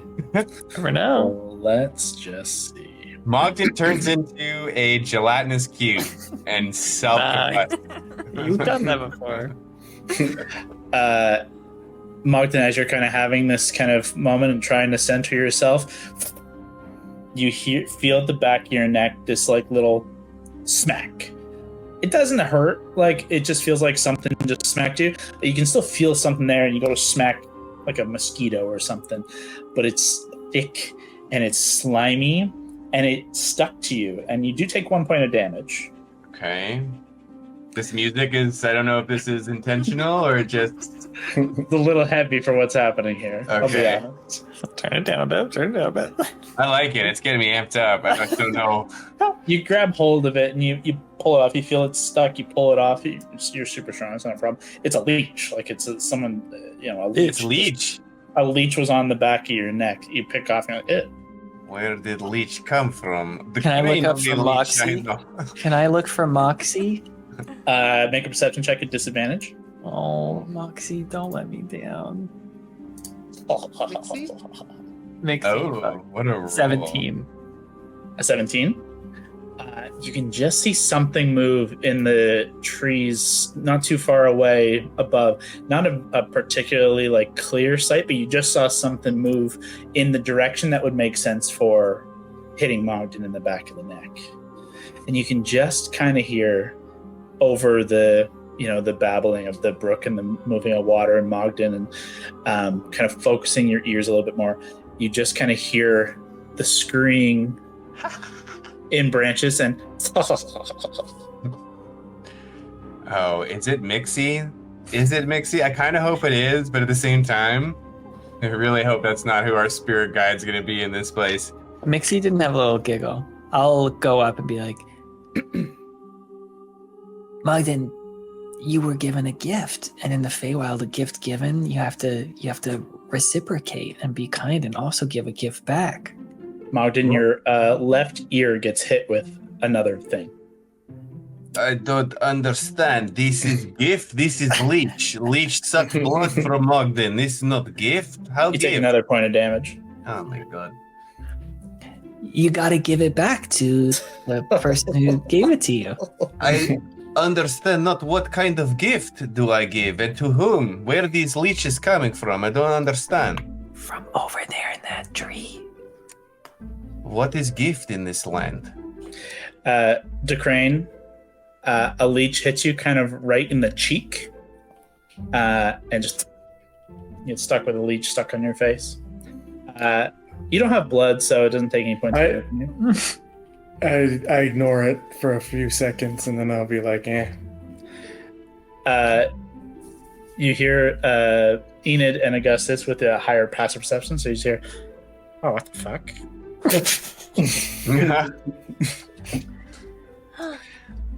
Whoever is blessing us with these nice gifts, what a fun little playful trick. We'd love to talk to you about it. Perhaps we could help you and you could help us. Are you... how do I ask this? Does Augustus actually think that it is a funny prank and trick? Or is he kind of annoyed by the experience and is just trying to be nice? he was starting to get annoyed when it was thrown twice at Mogden because that felt mean. But he was understanding that this place is like where trickery lives, and this person was just trying to be mischievous. So that's like a non-answer, but that's like as honest as I could give you. Kind of just middle of the road. You don't feel one way or the other necessarily. Yeah. Enid thinks it's hilarious. Make a persuasion check. Me or Enid? You. You're the one who spoke. Do you want disadvantage on that? Nope, that's not a intelligence or wisdom. Just 11, straight down the road as well. Okay. A leech whizzes just over your head. Like you just feel... And now you're all just... You hear another... Okay, I do not know what to do here. This does not seem like gift, but I know not how to interact with these individuals throwing leashes from trees right now. What do you recommend? What direction was it, Oki? He's laughing in that tree over there. Or they're laughing. You don't have to hide. We'd love to come chat. You can just see as this thing moves from tree to tree. As you say that, and you guys are all... Nobody's made any aggressive moves. Nobody's done anything. Enid's laughing. It's looked kind of more in her direction. You can see hanging down from a tree, peering around the corner of a tree, these huge ears stick out. Big, massive bat's ears. And you see it just kind of peers around the corner. This just tiny little furball face, huge, big, cartoony eyes, little bat hands, little gray, squidgy face. You see this little guy who's maybe like a foot tall. Just kind of peers around the corner. Just hides again. Can I wait to see if another leech comes flying our way and then do something? Sure. Enid, if you like them so much, you should talk to them. As you say, hey, a leech flies directly into like your nose. You take 1 point of damage. Can I reach out to where, like, it kind of in front of her face and she rips it off? And can I use prestidigitation to look like I kind of like it's in my hand? Because I can create a non-magical, like, trinket. It's gonna be a fake leech. As if I, like, caught it and, like, hold it up. And then, like, wave my hand and it looks like it disappears into, like, sparkles. You watch this little guy hop out. Wow, that's fucking cool. How'd you do that? Magic? He's about a foot tall, little bat wings, big bat ears, big eyes. You see he's got just like a little like reed, like a straw reed, and a small little pouch that you can see there's like 4 or 5 more leeches kind of hanging out of. And he just kind of waddles up. No, seriously, how'd you do that? Did you like... Where'd you put it? The ether? Oh. Well, that's kind of cool. You got a really good shot there, buddy. Well, it is a big target, so it's not so... Yeah. But you said you shot my sister right in the nose. That was pretty cool. That was fun, though.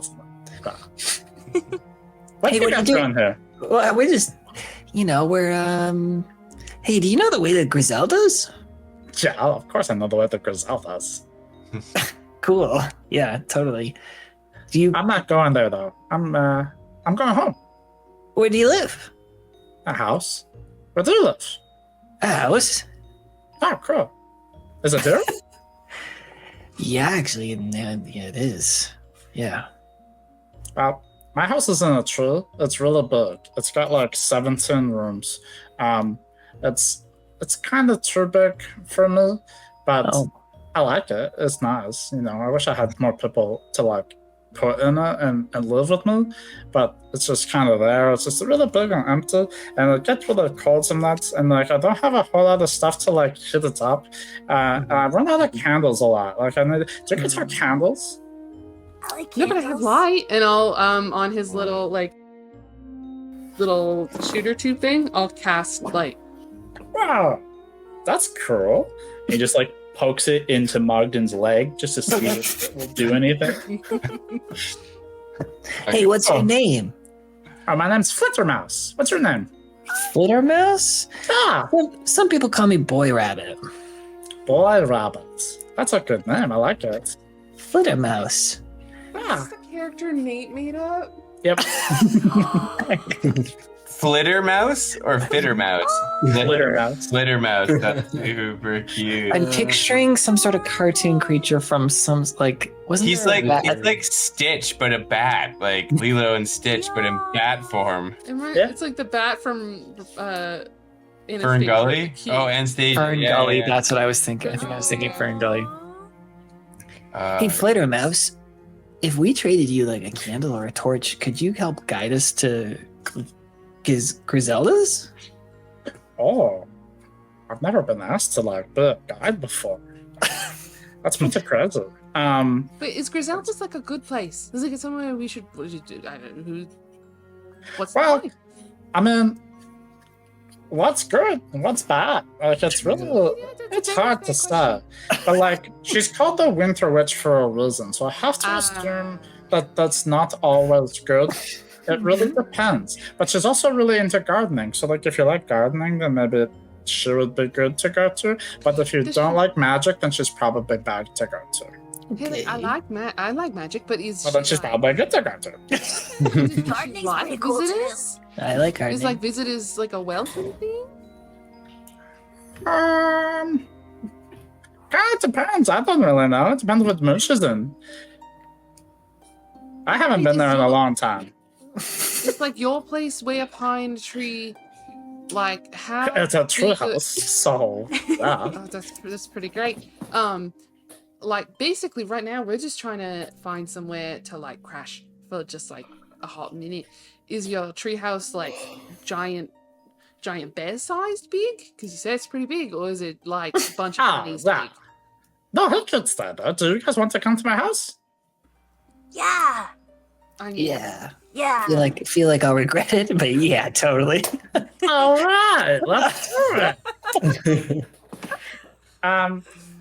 Hey, I about the guide thing, maybe let's talk about it when we get there and we can have some stuff to eat and drink and stuff. And then I think if I remember correctly, the rules of being a guide is that we do have to have a trade, but if I'm going to be a guide, I'm going to need more than candles, I think. I think that's fair. Okay, well, yeah, we can talk about it after we check out your place and we make sure we get to know each other. Okay. Actually, hold on. I'm sorry.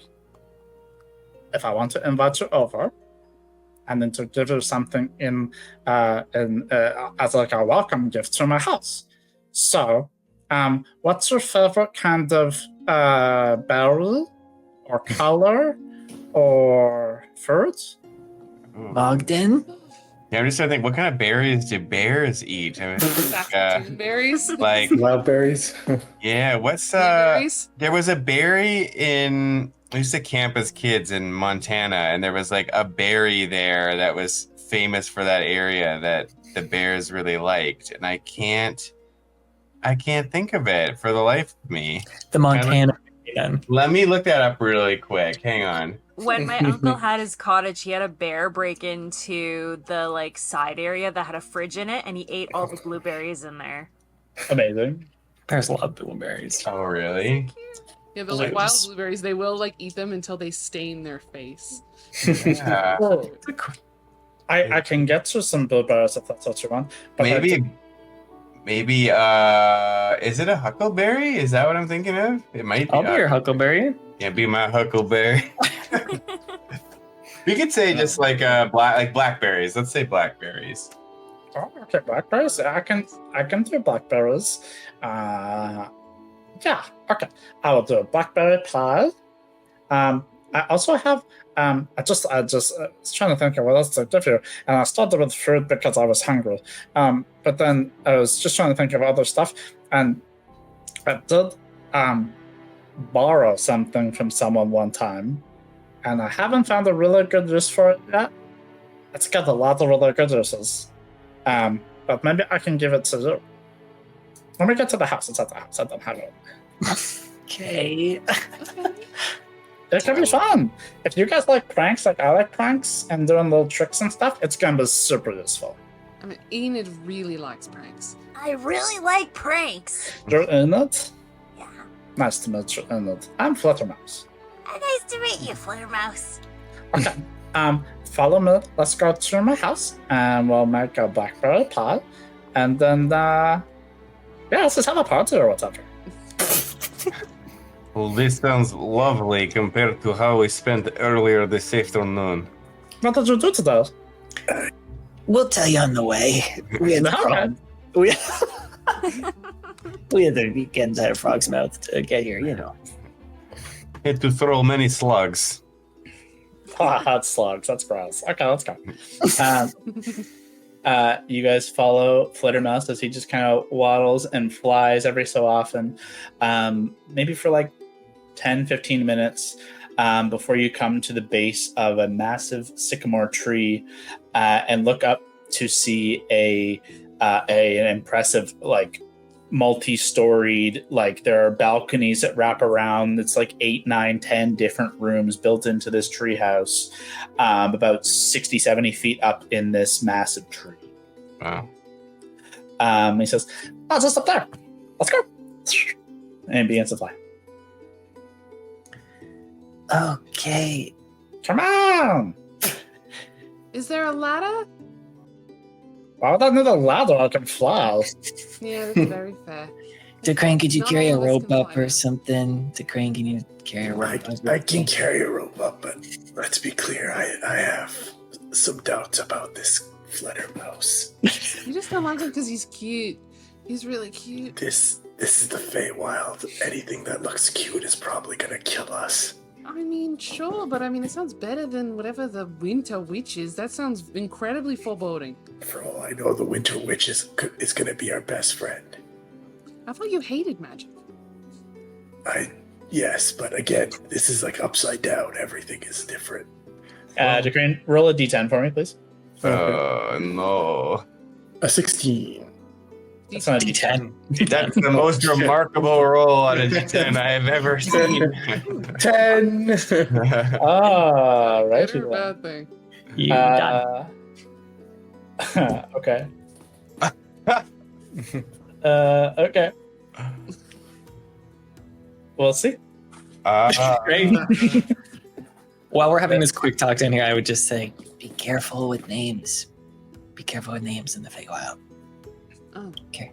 Why? Names are powerful. You don't want to just give a Fey the name. You don't want to give a Fey favors. Things are like deals are very important here, you know? Okay. Sorry, I didn't even think about it. That's okay. I don't think I've ever lied about what my name is. Well, first time for everything. Well, let us climb this Lying tree. doesn't bother me like Mogden wants pie and a place to rest his head. Climb on back if necessary, but Mogden is climbing tree now. With relative ease, Mogden climbs the tree. DeCrane can spider climb the tree, can throw down rope, and all of you make your way up to the exterior of this massive treehouse. And inside is a massive home that has clearly not been kept by as many people as it could hold.